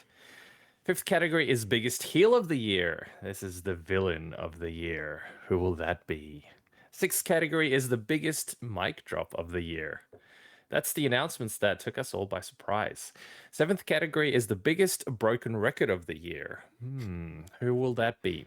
Eighth category is Intergut's biggest amiibo of the year, because we all know he really hates amiibos. Oh crap! I capitalized amiibo there. Sorry. No, I at lost least my you didn't say amiibo amiibos. license. Sorry. Ninth is Mike's biggest Souls-inspired, Souls-like Metroidvania game of the year. Stay tuned to Fully see populated. I love it. which of the... There's a lot this year. 10th is Swinny's biggest Paper Mario clone of the year. He has played a lot of those too. 11th is Intergot's biggest game of 2021. Just give it to Metroid already. 12th is Mike's biggest game of 2021. Gosh, Mike doesn't even know what he's going to give it to, but he'll find out in a few minutes. 13th, I like the time porn narrative is just wrecking Mike. I love it. 13th is Swinny's biggest game of 2021. Are they all Will it be an RPGs? They are, aren't RPG? they? Shit. Damn it, they are. And Would have been even good. the if- honorable mentions as well. Dude, please. And please. the honorable mentions. Please. Well, he dude, hasn't really played please. anything else, Seek has he? help. 14th. Biggest game none of us played of the year. That's a good one. Quite a few good Although ones. let's get into it later, but yeah, go on. All right, 15. Number 15, which is second last. Biggest Don't Forget Me games. Games that didn't get a nom nom, but are worth giving a shout. And number And the big 16 one. is The Big Week in Gaming's biggest game of the year. So we kind of saw a flaw, in my opinion, when we looked through the 2020 list and we sort of realized we didn't say what the biggest game, like what our game of the year is. It's just Well- big game and small game. Our idea last year was before Mike came on board, and I'll get to that in a second, but we'd played none of like the biggest games of Yeah, the year. that's true. So Mike was the only person who played really any of them. It's the only reason they got me on the show. But that's different this year. We've Pretty actually much. played a lot of what We have. people consider the best games of the year. So Yeah. let's give a Game of the Year award. And I think finally. Swinny also went to hospital, so that's why you're on the show. Damn you, one hospital Yeah, that's trip. true. That's what happens. All right, let's But get yeah. stuck into it. I love this Yeah, format, let's do it. Swinny. I Let's like go. you got your little star that we can put on Beautiful. each one. Beautiful. Let's I'm get into driving the it, so I first can one. I can pick whatever wins. Correct. So it's very powerful. So the first category, biggest big story of the year. Stories that move the needle. Last year's winner was Microsoft buying ZeniMax. This year, the nominees are Activision Blizzard's Culture, Apple versus Epic's Face Off, Facebook becomes Meta. I feel like you're trying to screw me with it what you're in here, Swinny. Sony buys Evo, and Valve announces the Steam Deck. I feel like this is an easy one, but what do you Is want to it? deliberate? Yeah. I'll say we've got a couple of honorable mentions as well. The Switch OLED, Switch Pro crap, and Yep. the GameStop stock craze, which feels like years that ago. was at this year? point. Jeez. Yeah. man. Wow. Yeah, no Switch Pro was kind of like, yeah, anyway, we'll probably cover it later, right? So I feel like Activision Blizzard has to be the biggest one. I kind of agree simply because, sorry, Mark, I know you're about to say something. First of all, Apple versus Epic was, so that started last year in terms of everything happening, but this year it continued, but that's also when the court case happened. Yeah. So it's dragged across 2 years. It's still big, but I kind of agree. I think Activision Blizzard, even though we didn't really cover everything in detail directly, we covered delays and stuff, was still probably the biggest story, I think. I think top 3 publisher, so many people have like left the company, like at a very senior level, CEO and co-founder, basically, 25% shareholder is under insane pressure. Bobby Kotick, like, I don't know. I feel like other ones are bigger to me, but this is the biggest. Like, this is in Wall Street Journal. This is like, this is actual mainstream news, right? Whereas the other ones aren't as much. It's caused, like share price changes. It's massive game delays of Overwatch 2 and Diablo 4. What do you reckon? Like, Maybe culture shifts. Okay, so from a personal perspective, I would say, the announcement of the Steam Deck is my number one, but that's not moving the needle overall, and we don't really have anything to play with. That's, I think, next year might be the biggest thing, right? Facebook becoming Meta, I think could have massive repercussions on society moving forward. Again, is it something that's moved the needle at the moment? Probably not. Will it be something that will be massive later on? Absolutely. It's going to be a huge ripple effect. Apple versus Epic, yeah, look, that was a big story. We covered it quite a bit as well. But I think ultimately, because of what I think Activision has stood for over the last, I don't know how many years, I used to be huge into their games, and then I realized all they do is they just try to get people hooked, turn them into zombies of their games. And that is a rotten, in my opinion, that is an absolutely rotten culture to begin with. So it's no surprise to me that internally the culture also had issues. So to me, that's definitely the biggest story. And I think it might also have pretty big repercussions on the rest of the gaming industry in terms of some of these companies not getting away with some of this shit. So yeah, I'm going to go with Activision Blizzard culture as well. Awesome. All right, well, just lock yourself in, viewers. If there's 16 categories, 15 to go. If we have a 5-minute Yeah, we rant might from want Mike to each just time, we might be in. For No, a but little come bit. on. You guys, I had a fair share. We all got a fair share. This is what we're here to do, Sure. man. That's what we're here to do. All right, category 2. Wait, I'm so glad there's an award for you coming up. I hereby suggest we change this category next year to Activision Blizzard Presents Biggest Big Story. Yeah, I'm happy with it. Okay. All right, category number 2. Biggest small story of the year. Niche stories or one that kind of went under the radar. Kojima and Blue Box Conspiracy. No, new DLC for old games, Quake and Amala. Nier Automata's Final Secret, PAX Australia getting cancelled, and The Workboy Uncovered. So last year's winner was the Melee rollback mod Slippy. Very, very good winner. Any standouts in this category out of the nominees? To me, it's the Kojima Blue Box Conspiracy that I still have no freaking idea what's going on with it. The mystery remains. It definitely got me hooked, trying to figure out what's going on. For me, Nier Automata's Final Secret being discovered at the start of the year, I love that. There's something about it that was just very cool. Oh, I'm in pain because they're the two front runners for me. Who will you side with? Where is your loyalty? The Nier Automata thing is so cool, and I actually used it myself to fast track the completion of it, which was really fun. I gotta say Kojima and Blue Box because it's the weirdest shit ever. We still don't know. And we still don't know exactly what's going on. They had a trailer for. But no, what was the whole thing No, about they the had an teaser app. trailer? I downloaded it, and then it's like a trailer within the app, and then they're like basically saying there's a teaser to something else in the future. It's like, what? And we still don't know. We still don't know. That was the last thing. All right, I Okay, reckon fair enough. It's Awesome. that. But just a couple of really quick honorable mentions because I think they're worthwhile. Lucasfilm games being revived, I think, is really cool because some good stuff and hopefully cool new stuff coming out of that as well. And Roblox being valued at nearly 42 billion is insane. I recently watched a documentary analyzing, well, it wasn't a documentary, it was one of those People make investigative- games. People make games, exactly, talking about Roblox, and it is absolutely freaking disgusting what that company does. Can I just say, like, the PAX Australia thing was a real bummer that we haven't that really was a real talked about bummer, that much. yeah.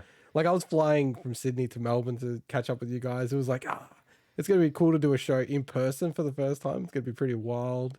And yeah, like, it feels like a million years ago, but that was only going to be like 2 months ago. Yeah. Like, that is insane if you say it was going to be 2 months ago. Like, far out. The world is Crazy just year. very weird at the moment.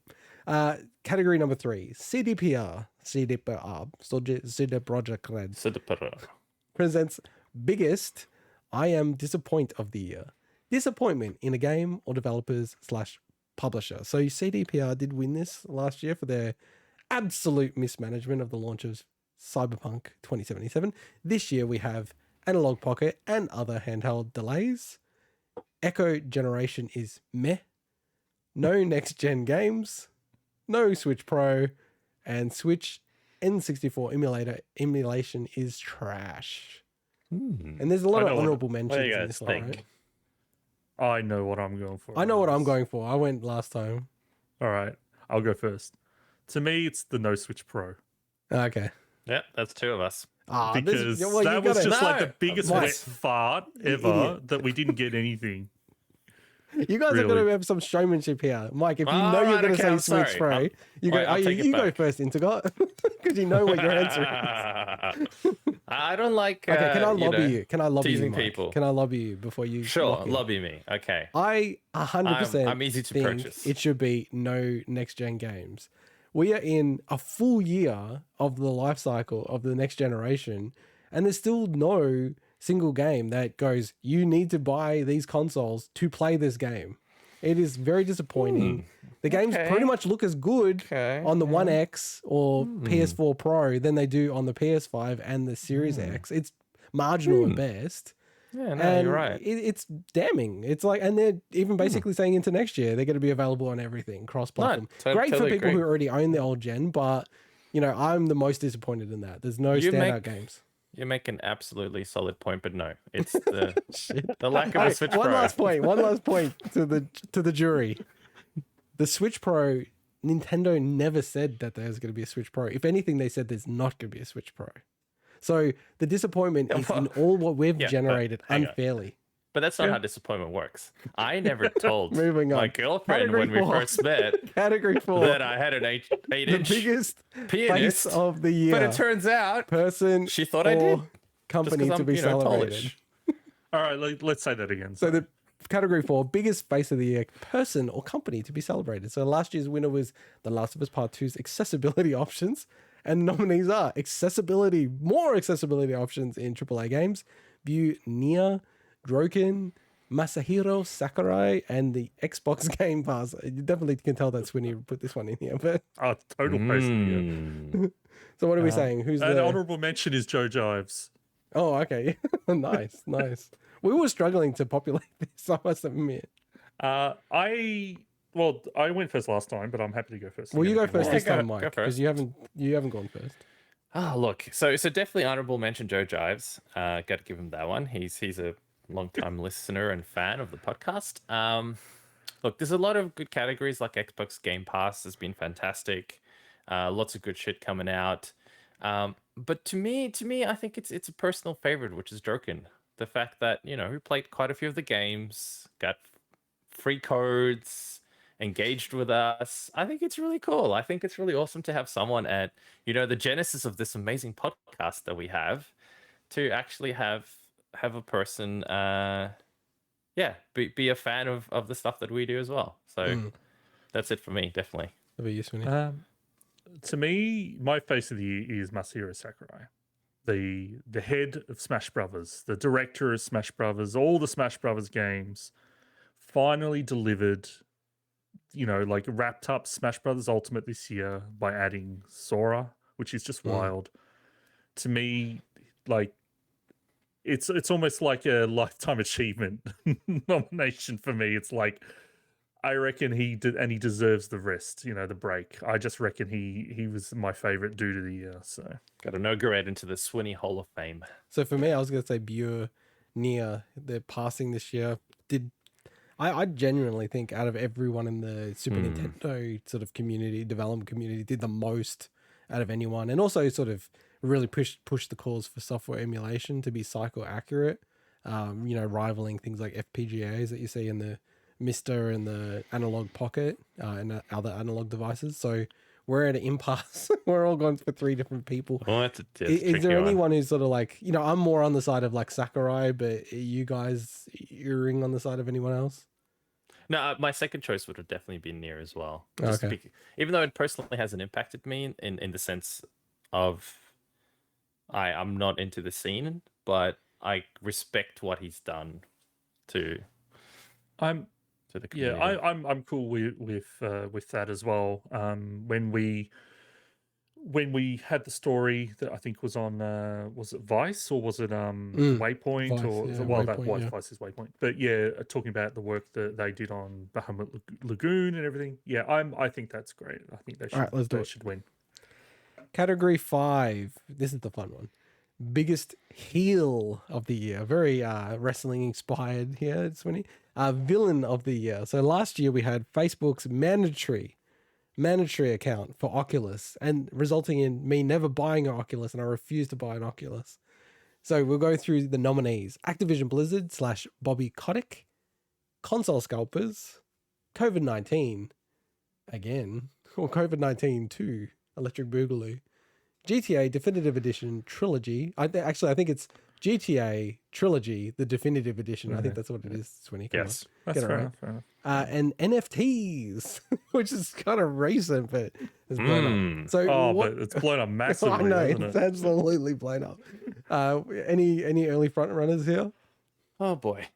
So honorable mentions. We have CD Projekt Red, because we know why. Ubisoft, because we also know why. And Intigot, and Intigot. And Intigot. And Swinny, he's a bigger asshole than me, I think. Yeah, but he's all right. He's all right. I like that. He might be a bigger asshole, but he's all right. I was the biggest heel of the year of our channel. That's true. For That's Odyssey, that's about it. So look, personally, it's a tie between NFTs and Activision Blizzard / Bobby, Okay. but I'm gonna have to give it to NFTs. Really? It's just Damn. absolutely. It's trash. Everyone's jumping on the bullshit bandwagon for absolutely no real proper reason, and they never justify it. They never explain why. It's just a bandwagon thing, and the impact to society, the impact to the environment, they don't give a shit about any of that. It's all about the bottom line, much I guess like Bobby, but it's NFTs, no doubt for me. Okay. Swinny? What about you guys? I'm also going for NFTs because Really? just even though it's very recent, anytime NFTs are brought up at all, the outcry is immediate. There's like it's like Community hates them. we'd mentioned in One Min For The Swin, Stalker 2 devs, as soon as they announced it, and the concept wasn't actually that bad. It's, hey, you can essentially buy your way into being an NPC in the game, which has been done before, but usually through other means. But as soon as I mentioned it had anything to do with NFTs, it's like, bang, the outcry, and they reverse that decision. And the fact that Molyneux's getting into it as well. But Ubisoft is probably the worst thing. Like they took down their channel for this. Like it to me, even though it's relatively recent in comparison to everything else, I think that feels like the right choice for me this year. Yeah, I disagree what with do you you guys. think, I definitely think GTA, the trilogy, the definitive edition is like by far the game, and like the thing that should be the biggest heel of the year. I've already put it as the NFTs, but from GTA's perspective, like for me, I'm not a PlayStation player, but GTA 3 and that trilogy as well, it's like one of the, you could go like in 100 years time from now and go, that is one of the games you'll talk about. It's like the Beatles, right? And just like with the Beatles remastering all their records, they get it right. They remaster it, they produce it perfectly. People listen to it and go, shit, this is awesome, right? A lot of people haven't played those games, and then they release this trash. It's absolutely like embarrassing into the market. And to me, and it's actually a bit of a mockery on our industry, because it's like to treat like something that to me is like I'm not saying it's the Beatles, but it's like in that category, and then release utter rubbish like they have. It's shameful, and it fits the definition for me. It's biggest heel. So I'm changing my vote to Grand Theft Auto. Okay. Reason being, and I deleted the thing from it. I'd forgotten that they had to take the game down because they left all the like unlisted, and it was like I think that is actually makes sense to me now that GTA is actually the biggest. Okay, well there you go. Controversial. You've won me over. Wow. Okay. Mike, are you? Are we going Easy for that? to sway Well, it's Swinny? 2-1, Oh, look, 2-1, it's 2 to so- 1. I don't have a choice. I'm still sticking to NFTs. Okay. They're the bane of my. We're Well, saying not we really, approve but- NFTs. Can I get a tick emoji here? That's No. basically what you guys are saying. Category 6. Biggest mic drop of the year. Announcements that took us by surprise. Last year's winner was Demon's Souls Remake, which I'm kind of actually surprised that was our winner. So the category nominees are Chris Pratt and the Mario movie cast, Game Builder Garage, Metroid Dread, Sora in Smash Brothers, and the Valve Steam Deck. I think this one will be contentious. There's some couple of chunky announcements here. Do you want me to go first? Yeah, go on. There's two that I'm kind of moving back and forth on. One is the Mario movie cast, because that was so unexpected. But also, Metroid Dread was like, I know we had some slight rumors before it, but like even counting that, it was still like, here's a new 2D Metroid that's Metroid 5. Have it, you bastards. The others I can kind of I wasn't as taken aback by. Like a Valve Steam Deck makes sense. They've kind of played around with the Steam boxes and all that stuff in the past that are different, but I kind of see that. Sora in Smash Brothers, that I can also see that, even though obviously that was great. Game Builder Garage was surprised, but to me it's those other two. So you're saying Dread? I'm saying I like both of those, so I'm interested to see what you guys say. Okay. Who do you want to go first, Mike? Me or you? I went last time, so I guess I'll go next. There you go. For me, it's the 3. It's the Mario movie cast Dread and the Steam Deck. I think the Mario movie cast one was the most fun. Like, we watched it live as it was getting announced. It was hilarious. But in retrospect, it's kind of like, yeah, it was surprising, but it's not that surprising. A lot of these folks, like Chris Pratt's been in every like Lego movie. Like, he's the star of like a lot of these animation stuff. So it's kind of like maybe not that shocking. But Dread and Steam Deck were both pretty shocking to me. Like, I think Steam Deck's more just like, I really think it's cool. Whereas Dread, it's like, I just kind of never thought it would happen. That they would resurrect that brand, that idea, have a proper Metroid 5. So I'm definitely locking in on Metroid Dread. I'll just say, especially with Metroid Prime 4 Yeah, still around in the production, corner, right? Yeah. And then have that in the middle. Yeah. What do you reckon, Mike? So Metroid Dread wasn't a surprise to me, as you guys know, because I predicted it. So can't have that one, obviously. Well said. Nice. So look, to me, it's the Steam Deck. I didn't think they were going to do that. I heard nothing about it. Firstly, and secondly, it's something I really want. I have to be honest with you. I don't really care about a Mario movie. Couldn't give a shit less.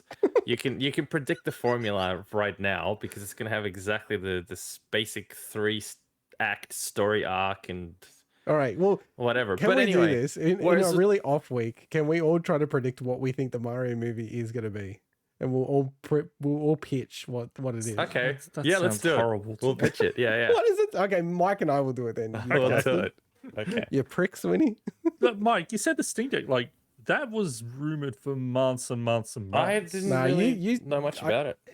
Mike and I don't spend time on That was Resetera. one of like the you worst do. kept secrets of this year. Nah, well, you're it in worked the for me. you're in the, I didn't know the about it. weeds in the Okay. leaking okay. community. You're getting leaked all over. I pay attention. Pay Okay. attention. But to me, genuinely, it came by surprise. I didn't. I All right, didn't so know what it are we was doing? You're saying coming. Steam Deck. I'm saying Dread. What are you Definitely saying? Steam Deck. I say trade. Oh, okay. I feel like we're just bullying Too you on easy. these ones. Oh, it's the benefit of having 3 people. Yeah, That that's is the fine. benefit. It's the That's how it deal. works, yeah. It is. I'm going to be hurt with Game of the Year. But anyway, category number 7, biggest broken record of the year. The game, ? That we talked about the most on the podcast.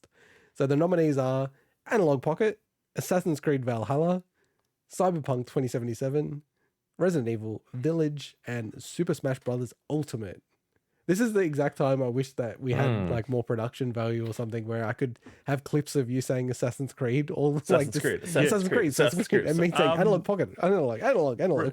Resident Evil Village is just there solely because Mike, like 4 weeks straight, That's true. kept bringing it up in our banter section. But I don't think that, like, I think we brought up the other games up way more. No, I think we did. And Control was a winner Control last was a year. winner last year. Good point. Yeah. Look, I'm gonna jump in on this one and say, initially when I thought, oh my god, these guys can't keep talking about bloody Smash Brothers. Oh really? We did talk about week. Smash Brothers a lot. Smash Brothers every week. Really? Oh, Okay, new character interesting. this, new character that. This person did We do this. talk about it, like for a general gaming So- podcast. We talk about it like an excessive amount. I honestly think that there is a small chance that Swinny, at least, probably Intercode as well, has a picture of Sakurai above their beds. Sakurai, And that's what I call him. they jerk off to him. All right, let's not All go. right, No, dude. Sleep no, every no. night. Oh, yeah. Are we just gonna say Thank God Smash most people Brothers? aren't going to watch that far into this clip. So what are we saying? Smash Brothers, I guess. I'm cool with Smash Brothers. Yeah, I'm cool. I'll concede defeat on there. I don't like. I think all these three were very close. The Pocket, Yeah, Valhalla, and they were Cyberpunk. close, yeah. Cyberpunk just kind of kept it coming up all the time. But yeah. That was much more. We talked about that a lot more at the end of last year. So, but yeah. All right, now we're getting into our 3 specific categories before we get into our 3 specific games, and then get onto some of the big juicy categories. So, category number 8, my biggest amiibo of the year. So 2021 was the comeback baby of amiibo. Everyone thought it was dead. I was a believer. In 2022, we've got another 8 amiibo coming. It's alive. The dream is alive. It will never die. It will never die. So last year, I crowned Joker as the greatest amiibo of 2020. This year, the nominees are Banjo-Kazooie, Cat Mario and Cat Peach, Magnamalo, Samus and Emmy, and Zelda and Loftwing. Now, I will clarify, being the nerd that I am, Cat Mario and Cat Peach are 2 separate amiibo. And then This Samus isn't and allowed. Emmy are 2 separate amiibo. They're in a dual pack. They're in a pack, yeah. so, okay. Wait, but you I can have get them one. separate as well. But I just Alright. put them together. So my vote goes. To... No, fuck off. Now, I think Banjo-Kazooie is like the one that everyone was like praying for and hoping for. Yeah, I've got that too, Mike. I think, yeah, Maglamalo is like a really cool one in person. It doesn't come off as well. Cat Mario is awesome. Like, there's a like really cool flicking of the fur to make it. But Ah. and Samus, yeah, the one that Mike was just showing is awesome. But I have to give it to Zelda and Loftwing. It's just like Okay. the art style, the way it looks. It just looks really, really cool. So I'm giving it to Zelda and Loftwing. I'm really looking forward to next Very year's ones. good. There's Steve. There's like a whole bunch next year, so it's gonna be fascinating. Fascinating. Category number 9, Mike's biggest Souls-inspired Souls-like Metroidvania of the year. Brackets, any game Mike played. Last year's winner was Blasphemous. pretty much. This year the nominees are Ender Lilies, Quietus of the Nights, Grime, Metroid Dread, Record of Lotus War, Deadlit in Wonderland. Deedlit. Oh, I don't know. on, Deedlit get it right, in mate. Wonder Labyrinth Deeplit and Wonder Labyrinth. I spelled and Labyrinth Super wrong. Metroid. It made me And- laugh.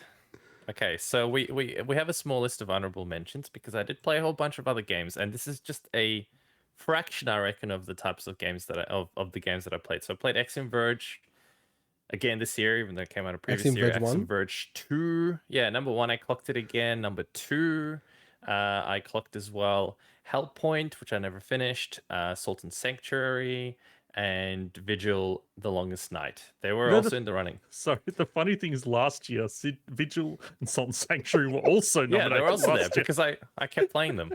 Fair enough.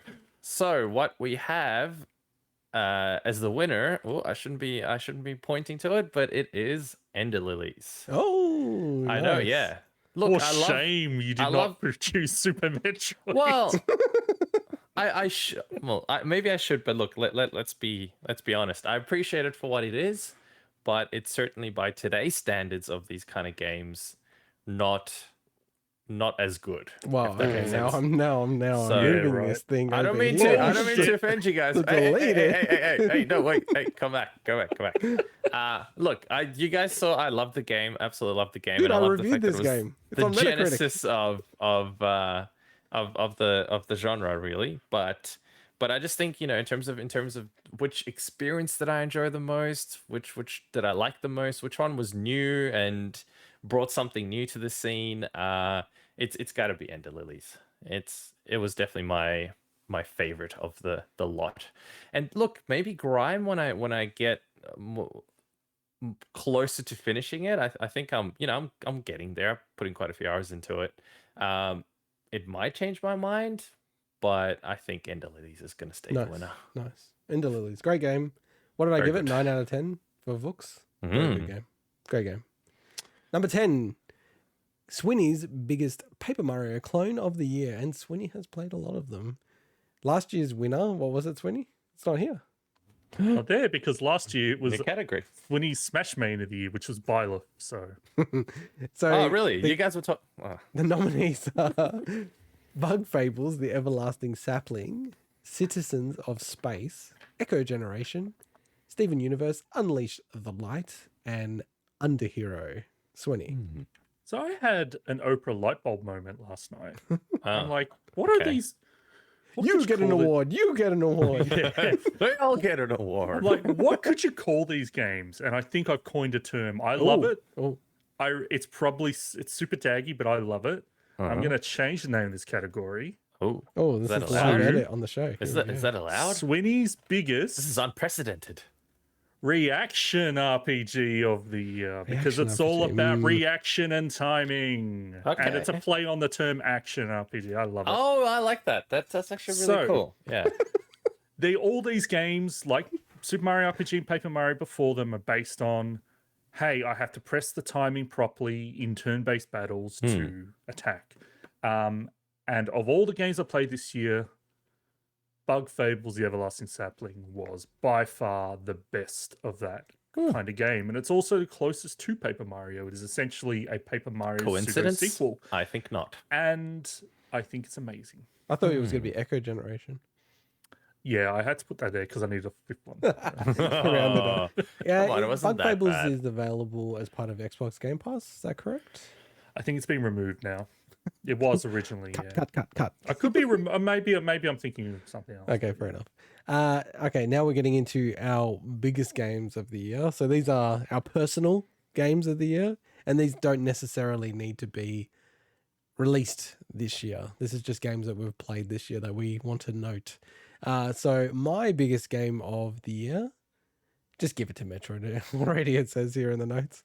Astro's Playroom, Bowser's Fury, Hades, Hyrule Warriors, Age of Calamity, and Metroid Dread. You know, I genuinely have not decided yet. So I almost need to eliminate on Wow. the show. You're worse than I am. Bowser's Fury, I love that so much. It's too tiny to win like the whole thing. Astro's Playroom, fantastic. Absolutely loved it. But it does feel a bit weird because it is a pack-in ultimately, and it's, fairly short. And I've played the hell out of it and gotten top 500 in the world for the speed run of it and all this other stuff. But it's like, So it's not your biggest game, even though you spent For a game that's played by millions of people, that's pretty good. That's very impressive. Yeah. yeah, I think it was on day one in Australia when only 500 people played. So, but I just, I probably couldn't put it there. I kind of want to put Hyrule Warriors. I kind of want Hyrule Warriors to win because I love that. That's the one I love the most this year. Hades or Metroid Dread? I gotta give it to Metroid Dread. Sorry.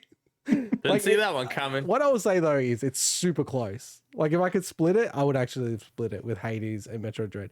Hades is an awesome, awesome game. Like it is just freaking awesome. Like I will end up buying it again on the Switch. It's just amazing. Like such a cool game. I actually kind of regret playing it in Game Pass because it doesn't carry over anywhere. Like the progress. So it's like, and I've beaten it so many times. I'm like, oh my God, what am I was actually going to buy it on Steam so then I could transfer the save and then get it onto the Switch. That's how much I like that game. It's a freaking awesome game. Well done. Anyway, Going on to category 12, Mike's biggest game of 2021. Wasn't too time poor to play these. The 5 nominees are Cyberpunk 2077, Death's Door, Metro Exodus, Resident Evil Village, and Unpacking. Mike. And the winner goes to... Just opening the package. Cyberpunk 2077. Whoa, nice. You going to say anything more than that? Or are we just going to go on to category 13? No, that's it. Okay, category 13. Wow. Sweeney's biggest game of 2021. He wants to go to bed. All the RPGs. What a shocker. There's 5 categories. Assassin's Creed Valhalla, Bug Fables, The Everlasting Sapling, Cyberpunk 2077, Hellpoint, and Tales of Arise. Sweeney. Oh man, this is so tough. I'll just mention my honorable mentions: Arafel Enhanced Edition, Armed Meth, Evoland Legendary Edition, and Near Replicant. All great. Man, this is so tough. I've gone back and forth all day about this. Part of me wants to say Cyberpunk. I was thinking you're going to say Cyberpunk, Part of me wants to say Cyberpunk. Contrarian. No, it's not. I love the game, right? It's It's on the list, but so part of you would have to. Yeah, and Tales of Arise was so magical, but Tales of Arise falls off at the end, so it's kind of like I have to say my game is Assassin's Creed Valhalla. No, it can't be. Really? That game's mad. Yeah. I had such Wow. a That magical game. experience Yeah. playing that game. I love it so much. You are a true Assassin's Creed fan. He is. That is It's a great one of those, and I will say that my appreciation of that game's only grown since I've actually stopped. It's like I kind of now appreciate it a lot more, if that makes sense. Fair enough. Category 14, biggest game none of us played this year. So big games we didn't play yet. So I think last year's winner I played this year. So Half-Life Alyx is what we gave it last year, and then almost immediately proceeded to play it, which is a freaking awesome game. I actually was thinking of putting it in my top 5. So the nominees are Deathloop, Inscription, It Takes Two, Hitman 3, and Eastwood. Any key standouts here? Yeah, all 5. But I feel like It do you Takes wanna Two, go, right? Sonny? One game of the year. None of us played it. I mean, that's a strong contender. I do think it's the fact that none of us played Deathloop is, I think, a bit shitty as well. Well, I'm going to play it next year when it goes on Game Pass for free. I'm happy to give it to Takes Two. Mike, what do you reckon? I'm going to go with Deathloop. Oh, so I was going to say Eastwood. Yeah. Because I feel like what Eastwood I said, I'm Because really we were looking forward to that. it. Yeah, I do remember you saying that. And But then no, it I'm came going to say out and I'm like, Deathloop. is it that much, really?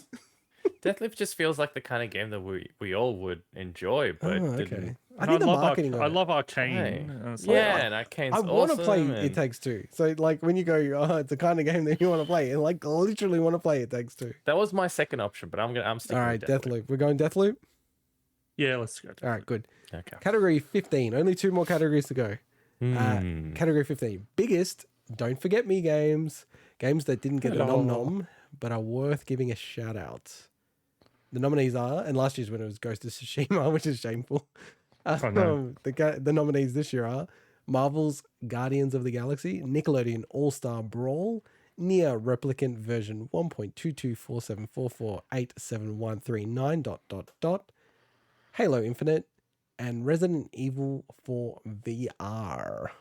This is an interesting category, this one, actually. Well, you guys wanted to pick a winner, so I'll let you guys go first. Okay, so I'm gonna go with Guardians of the Galaxy. We I haven't knew really you were talked gonna about say it. that. Well, because it's a great game. I'm playing it at the moment. It's still fresh in my memory. It got quite a bit of praise in the community, but from us, it didn't get what it deserved. I was going to say Resident Right. Evil 4 VR, which, like, a whole new spin on, one of the games that a lot of people consider as the greatest game of all time. Oh, so- absolutely. But I also feel like I couldn't give it to something that I didn't play yet. So yeah, that's me. You say that. You guys? I think Halo Infinite because it's arguably. I don't know. You could argue something else, but I think it's the biggest release of the year. And Yeah, I we agree. haven't nominated for anything. Yeah, I guess and that's true. That's The true. multiplayer is awesome, dude. I've played the multiplayer. Yeah. The single player, I'm not the biggest fan of single player Halo. So maybe I should be the Halo hater now. We've all had a go at the Halo hater. But the multiplayer is friggin' awesome. I would play that. No one wants to play it in our group. But I would friggin' play that every night. It's Not super into good. competitive I multiplayer. have, Sorry. I have. There's like a little tiny spark that at some point will erupt, and I'll play it. I Well, just let me don't know. have Let me know. Just I'm too time poor. Hey, I trademarked that. So we're saying Halo Infinite then. And the one that you all waited for hours All to right. hear. All right. We've never done this, really. No, 'cause we haven't. This is gonna be Animal Crossing interesting. didn't count. No, and I That wouldn't was have just the biggest voted game that for that. moved the needle, which it did. But this is different. did. This year, we are saying it's the big one. It's the big one. It's the big week in gaming's biggest game of the year. Game of the year. And we have 6 nominees to match you, Jeff. Damn you, Jeff. Even though you made us official Comb streamers. The 6 nominees are Cyberpunk 2077, asterisk, Resident Evil Village, Unpacking, Metroid Dread, Monster Hunter Rise, and Tales of Arise. So Before we we get have into included anything, Cyberpunk 2077 Okay. because it released so late last year. So I am actually going to call an audible and suggest we remove one of these. oh nominees. wow. Go I on. thought it'd be funny to do it on the show when it hit you. Dun, dun, dun. Go Which on. one? I think we need to replace Monster Hunter Rise. Yeah. You know why? Because Intergot didn't even have it in his list. I said I'm happy to remove it. I didn't know you didn't have it in your list. So I reckon we need to put something else in, and I reckon that thing should be Ender Lilies. We all played it. We all loved it. Okay. Yeah, I'm fine with that. Okay. Cool. Yeah. The thumbnail's wrong, but I don't care. All right. Can we eliminate some? Swerved. I feel like we can. Look, Unpacking was awesome. Really enjoyed it. I don't feel like it will be game of the year for me. Yeah, I'd agree. Yeah. And I yeah, think I put it yeah. in there. Like it would be quaint if we said Unpacking's the game of the year, but I don't think it's genuine. And we're all about being genuine here. I'll tell you, before we get too far into this, the game of the year that's been picked by all the major publications this year has been wild. That most of them have been different. Like That's it's true. really cool. It's crazy this year. Like I think what was it? The one there was a game that just won. Anyway, I'll look it up, and it was just I was shocked by it. I'll look up. What But it do you was. think It was that's a on bit of marketing, though, Swinny? Reddit. Being a bit cynical as I am. They'll be different. Yeah, maybe. Oh, that's right. So Time Magazine of the year chose Metroid Dread as their game of the year. Which I was like, well, that just feels weird. But anyway. It doesn't feel It's weird just to me, by here. the way. It Weird. doesn't No, feel but weird to the me. fact that like I was like expecting everything else has been different, you know? Well, can I flip it? Do you feel like you guys just know what the answer is? Yes. Oh, okay. Swinny, No, do you For feel- me. I don't know. I know what it is answer for me. I don't know what it is No, as a group. for all of us. Like, No, say I don't no. know. Okay. I don't know. It's a tough for one, us. honestly. This Tough one. tough one. Can I just say what mine is? Well, you want to lobby? Do we all want to lobby for a game? Okay, yeah, let's all lobby for a game, and then we Alright, can You discuss. go. I'm gonna lobby for Cyberpunk 2077. Well, it is to me. It was the big this year was the biggest game that I played. It was the most immersive game that I played. I loved the experience, unlike a lot of other people, I guess. You know, I played Resident Evil Village, enjoyed it, but I wasn't really drawn into it as much. Wasn't drawn into the world. Certainly didn't put the shit ton of hours that I put into Cyberpunk 2077. Unpacking, fantastic game. As we said, love the journey, but I don't know if it's something that I could really genuinely say was game of the year. Metroid Dread was fantastic. Really, really loved it. But at the same time, I don't know, it just left me wanting something more out of it, and I don't know what. Ender Lilies was really cool, but again, not really game of the year stuff. And Tales of Arise, I haven't played yet. Or maybe that would have been game of the year. So really, genuinely, I have to give it to Cyberpunk, because to me, it was by far the biggest, most awesome game that I played. So, yeah, what are Interesting. you? You're waiting for me to go, aren't you? No, I'm not. Whatever you I'm guys. thinking. There you go if you want. Can I just say, like, I do not think Cyberpunk should be punished to the point where it can't be considered game of the year. Like, I'll say that as the opening gambit, right? but you cannot extract the launch and the fuck around and the updates and the mucking around and the experience from that game. You have to include You have it. to, Sorry, but you the have to, problem, right? the problem, if I could call it that, I'll let you I don't have a problem with any of that stuff, I'll though. let you talk. Okay. Let me go. Go. This is my cross-examination. Sorry, I'm gonna go make some popcorn. Just give me a second. I feel that, you just can't go past it. And I don't, look, I haven't played it, right? So we need to get that out there. But Well, from what I Your understand, Honor, Your even Honor, from he you, hasn't even played the game. How dare he comment on it? even from what I hear from you, it's not like a revolutionary game. It's not like completely blowing you away or anything, right? And I feel like that combined with its launch and it's still dicking around to this day, right? Like there's still missed timelines and everything, still being really shady with what they're saying CDPR. I just don't feel like it's becoming of the podcast to have it as the game of the year. Whereas I think that Ender Lilies, it's kind of an interesting, thing if we went down that route. It was a very really, cool like, game, very cool Yeah. art style. No one talks about it. It's gonna be like a bit of a cult classic. Look, And so I'd be leaning more on that. two things for me. Number one, I need to justify why I have 3 collector's editions of Cyberpunk.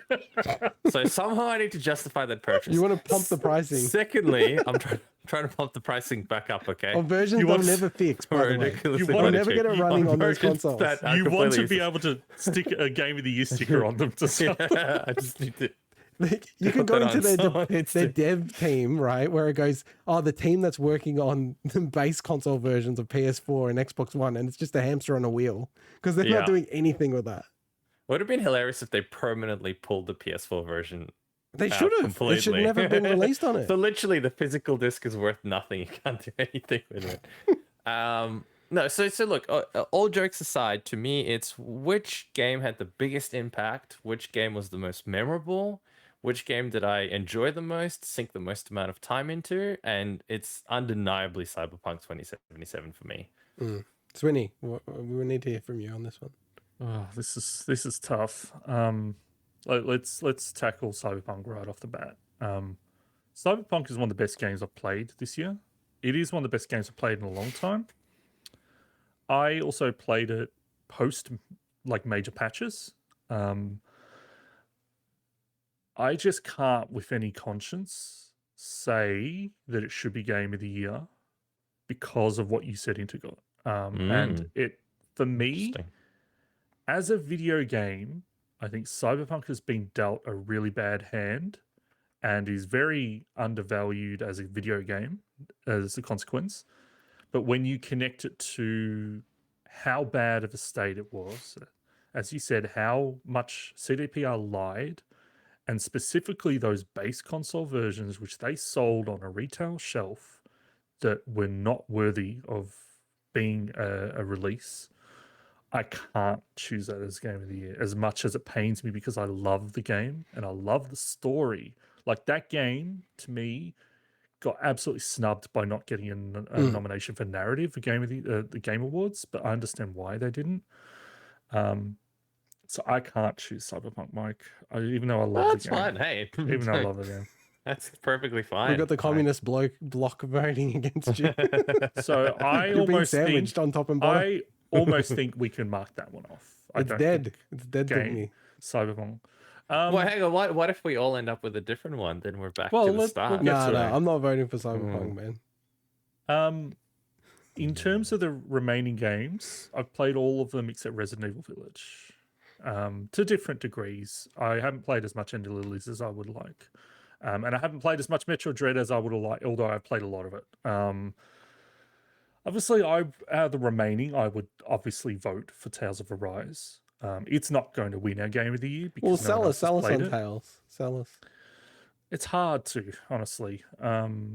I think you have to really be into that kind of game, the action JRPGs, to probably really for it to click with you. I don't think it's much more accessible than previous Tales games. I do prefer Tales of Vesperia, but that's also because it's just there's something special about that game. Tales of Arise is absolutely beautiful. It's one of the best looking games I've ever played, and it even looks great on older consoles. And I played through the game twice as well. That's, obviously I did that for achievements, but I was happy to as well because it is an awesome game. It's just a shame that the last 1/6 part of the game does fall off, and I think that almost like makes it, to me, it's like it's not worthy of being Game of the Year because of that.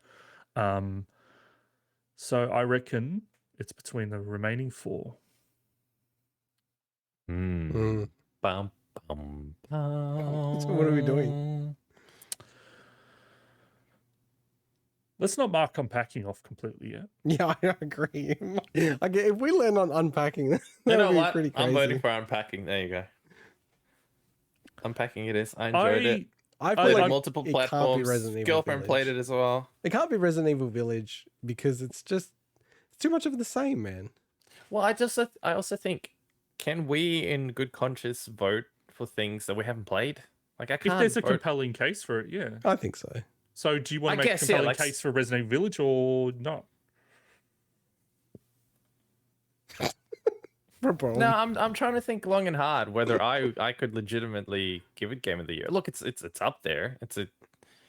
It was in my top games, absolutely. And unpacking was as well. Good narrative, excellent gameplay, good most things, but no, I can't convince you guys of that. Wow, so our 3 remaining options is unpacking, Metroid Dread, and Ender Lilies. What a shock. I love it. It's great. Because we should say to the audience, we haven't spoke about how we're even going to process this. Nope. No, It's kind of why we didn't do it Winging last it. year. As That's well. the best part. It's great. This is my favorite part of it all. It's like Game of Summer here. I love Metroid Dread. I've said it's my favorite game of the year, but I also, and it's funny because it's like, in a way, it's so executed just so well, that game, right? And I play a lot of those Metroidvania games and Metroid itself. I did not find it like a traditional Metroid game in the sense that you get lost every now and then. Like, it felt extremely linear to me. And the Game Maker's Toolkit, I think the way that he covered it was exactly how I felt about the game. It's like the game gave you shortcuts when it was like, and it really corralled you in a lot of ways. Like, it was different than other Metro games in that way. I just there's I never something, got stuck. about it that wasn't quite magical. I really loved it. And I would rank it very highly in the Metroid pantheon, like the 2D Metroids, but I don't know, man. There's something about it. Could I give it Game of the Year? I feel like I'm giving it Game of the Year. Overall, it's I don't know. It's almost like it's too fanboyish or something. I feel like even I know that the bias that I have when I'm saying that. Super Metroid is my favorite game of all time. But yeah. All right, can I ask you a question, Intercut? Is there any game in this 6 that you're as passionate about as I'm passionate for Tales of Arise and Mike's as passionate as Cyberpunk? Say the question again. What do you mean? Mike's passionate about Cyberpunk, Yeah. right? I'm passionate about Tales of Arise more than any of the other games here. Well, I'm Is there passionate about. any- I'm definitely passionate about. Well, I said Metroid Dread's my favorite game of the year. Oh, okay. So, but then you were going and ah about it. No, but so it's that's what I'm more just saying. I didn't hear you say that last part then. No, so. because it's for me, it's this is from my lens. I mostly play Switch games. I play other things. I've got a PS5, but I know that I'm biased. It's not a Switch game of the year. It's game of the year. You know what I mean? You said it was missing something magical or something. You said something like that. Yeah. You seemed like you were doubting that. Well, that I kind of there's ingredients that make sense to me, but then if I look at it from your lens, Winnie, it's you might just go, it's a good game, but it's not like a 10 out of 10 or anything like that, or anything close to that, Man, I just find it funny that I tend to be the least consistent person, yet I'm the only consistent one that's Cyberpunk was my favorite game. Yep, definitely game of the year for me as well. Yeah, but you're you're just He was like, oh yeah, fucking Metroid Dread. Oh, definitely not top game of the year. And then freaking 10 minutes later, oh no, I can't vote for that. I don't think it's a good game anymore. I didn't say that. It's you idiot. Oh, I All love right, this come so on. much. Let's round it out. Okay, let's talk Ender Lilies. Oh, okay. I think Ender Lilies deserves a good chance at this because we all loved it. Now, it has the benefit of being, other than Metroid Dread and Unpack, well, actually, all three of those games we've all played, right? Yep. But I know that we all felt we felt very strongly about that game. Honestly, I feel more strongly about Ender Lilies than I do Metroid Dread. And I've actually played less of Ender Lilies. Oh, interesting. No, I loved think- Ender actually, Lilies. I did everything yeah, in that game. I actually think it is a better game, although Metroid Dread there's parts of it I love, but it's tough for me to talk too closely to Metroid Dread because I haven't completed it, but I'd say based on what I kind of assume, I'm probably like 90% of the way through the game. I'm the same, yeah. Oh, yeah, you would have seen enough of the game. But Ender Lilies just had something magical about it that I loved. And I've kind of cursed myself that I haven't gone back to it because I've just had too many shiny things and I'm like, oh man, I really need to get back to that game, especially when you guys went and you reviewed it. And I'm like, oh man, so out of the rest of these games, I feel the strongest about Ender Lilies out of the remaining three that we've kind of still got on the. I feel like it has become a process of elimination. Well, And it's yeah. like, I'm just now going, okay, Unpacking versus Ender Lilies. Unpacking, very cool. Like to what you guys have said, it's true. Like you do random stuff around your house and you think about the game a little bit. Like, oh, I want to pack it this way or like move it around. But I must admit with Unpacking, I sort of played it. I think I played it in one go. It was like Yeah, same. for a couple of hours or whatever, and it was pretty much multiple done. platforms. And I deleted it. See, I was the opposite. I played it over time in multiple Okay. sessions, but that's just because it was just we play things differently. Yeah, and I think that's the thing. Like, it's a like and I don't want people to take this the wrong way, but it's kind of like a good one-trick pony. You know what I mean? It's like, yeah, cool, nice, and executed well, and I didn't overstay its welcome, which I liked. But I just like, overall compared to Ender Lilies, where the art, the sound, the music design, the story, just, the difficulty, like it was just hard enough. Like, like the final boss and everything, Mike, it's not easy to get through. Some people are quit, like trying to beat it. And I like that. It's tough. I can't go past Ender Lilies if it's between Ender Lilies and Unpacking for me personally. I would echo all those thoughts. So what does that mean, Swinny? I think it means Ender Lilies is Bigwig's 2021 Game of the Year, and I don't Sounds think there's like it. any. No, but I honestly find it funny that we didn't have it in there. Yeah, no, that's the Yeah. best side of it. when I Sneaky game. when I was thinking about it, and I'm like, and I looked through and I noticed you didn't have Monster Hunter Rise, and then I noticed Ender Lilies. I'm like, wait, that seems like I didn't have it in my list, right? But I didn't do that because I felt I hadn't played enough of it. That's why I actually didn't even really kind of include it. Also, I wanted to do a joke about RPGs, and that's not really an RPG. I think that is a very worthy winner. Honestly, I think so too. Well, that was like a very unexpected. Yeah. Let's say. For a podcast where we're all obsessed with Metroidvanias, I think and Souls games, I think Ender That's so Lilies is actually a surprising. perfect microcosm of that podcast. It actually is. You're right. It was a really cool game. Okay, I Ender love it. Lilies Quietest of the Night is our game of the year. Now, hey, when they do their physical box release, they can literally put Game of the Year on it now. And we're Yeah, going, we what the fuck? Game of the We Year? should let them know. Ender We should, Lilies? we And then should they're gonna tweet go- at. Exactly. We should tweet at them that we gave them Yeah. Game of the Year. Yeah, and then they go through it all and they go, oh, as a process of elimination, all these other games come. And we didn't have it in the original list. We We were were great about ourselves. I think that is just the fact that we're horrible at what we do, not the fact Yeah, but that also any it was malpractice, not like on purpose, But how else do people do it? I mean, when the Game Awards, they're not transparent processes. This is as transparent as it gets. No planning. We didn't talk about this beforehand. I mean, look, we planned a lot, as in the spreadsheet that he did and everything. That a lot of thinking went into that stuff. But we did not talk about who was going to be the winner. So you saw this live. You saw the live process of of judges true. debating how they come up with the game of the year. So But we all know Cyberpunk 2077 Wow, is the of course true we all know hardcore that. gamers What? No. game of the year. I'll make fake bloody. Do you want to change it? No. But what I will No say changing. is, this is what I was going to say it, but then I've learned enough in my career to, you don't sell after the close. You don't sell after the close, right? But I was going to say Cyberpunk 2077 hasn't had its redemption arc fulfilled yet. And Correct. when it does, I think people can look back and go, it should have been game of the year in 2020 or 2021. Well, I already called it. I called it. No, I called it, but but it don't listen hasn't to had me. its redemption arc yet, you Halo hater.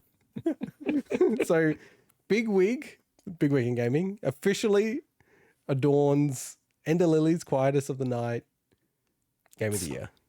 Yes. Yes. All right. That was a big segment, actually. I loved it. So, next week is our big Kringle. What have we got for each other? Interesting. Budget's gone up. I don't even know what the budget is. I just spent whatever. $6,000. I literally don't know what it was. I think so. When you Nope. paid my budget, just shipped the bloody thing to my That'll- house. That'll get you. That'll get you like 1/4 of an NFT for Molyneux's next game. Actually, imagine if I bought you guys NFTs. That would Oh be fuck awesome. you! I'd, that would be I'd awesome. disown you. And we cover our first nominee for Game of Some Other Year, 1995, Worms. So Wow. check us on socials. Go on bigbigpod.com. Follow us on Twitch or whatever your favorite platform is, because we just might be streaming it. I actually don't have work this week. Mike doesn't have work this week. Me neither. We should just play during the day. What a crazy idea. Yes. Why don't we just play now? All right. Okay. Let me download it. And that's it for this week's show. Bye-bye. Later. See ya.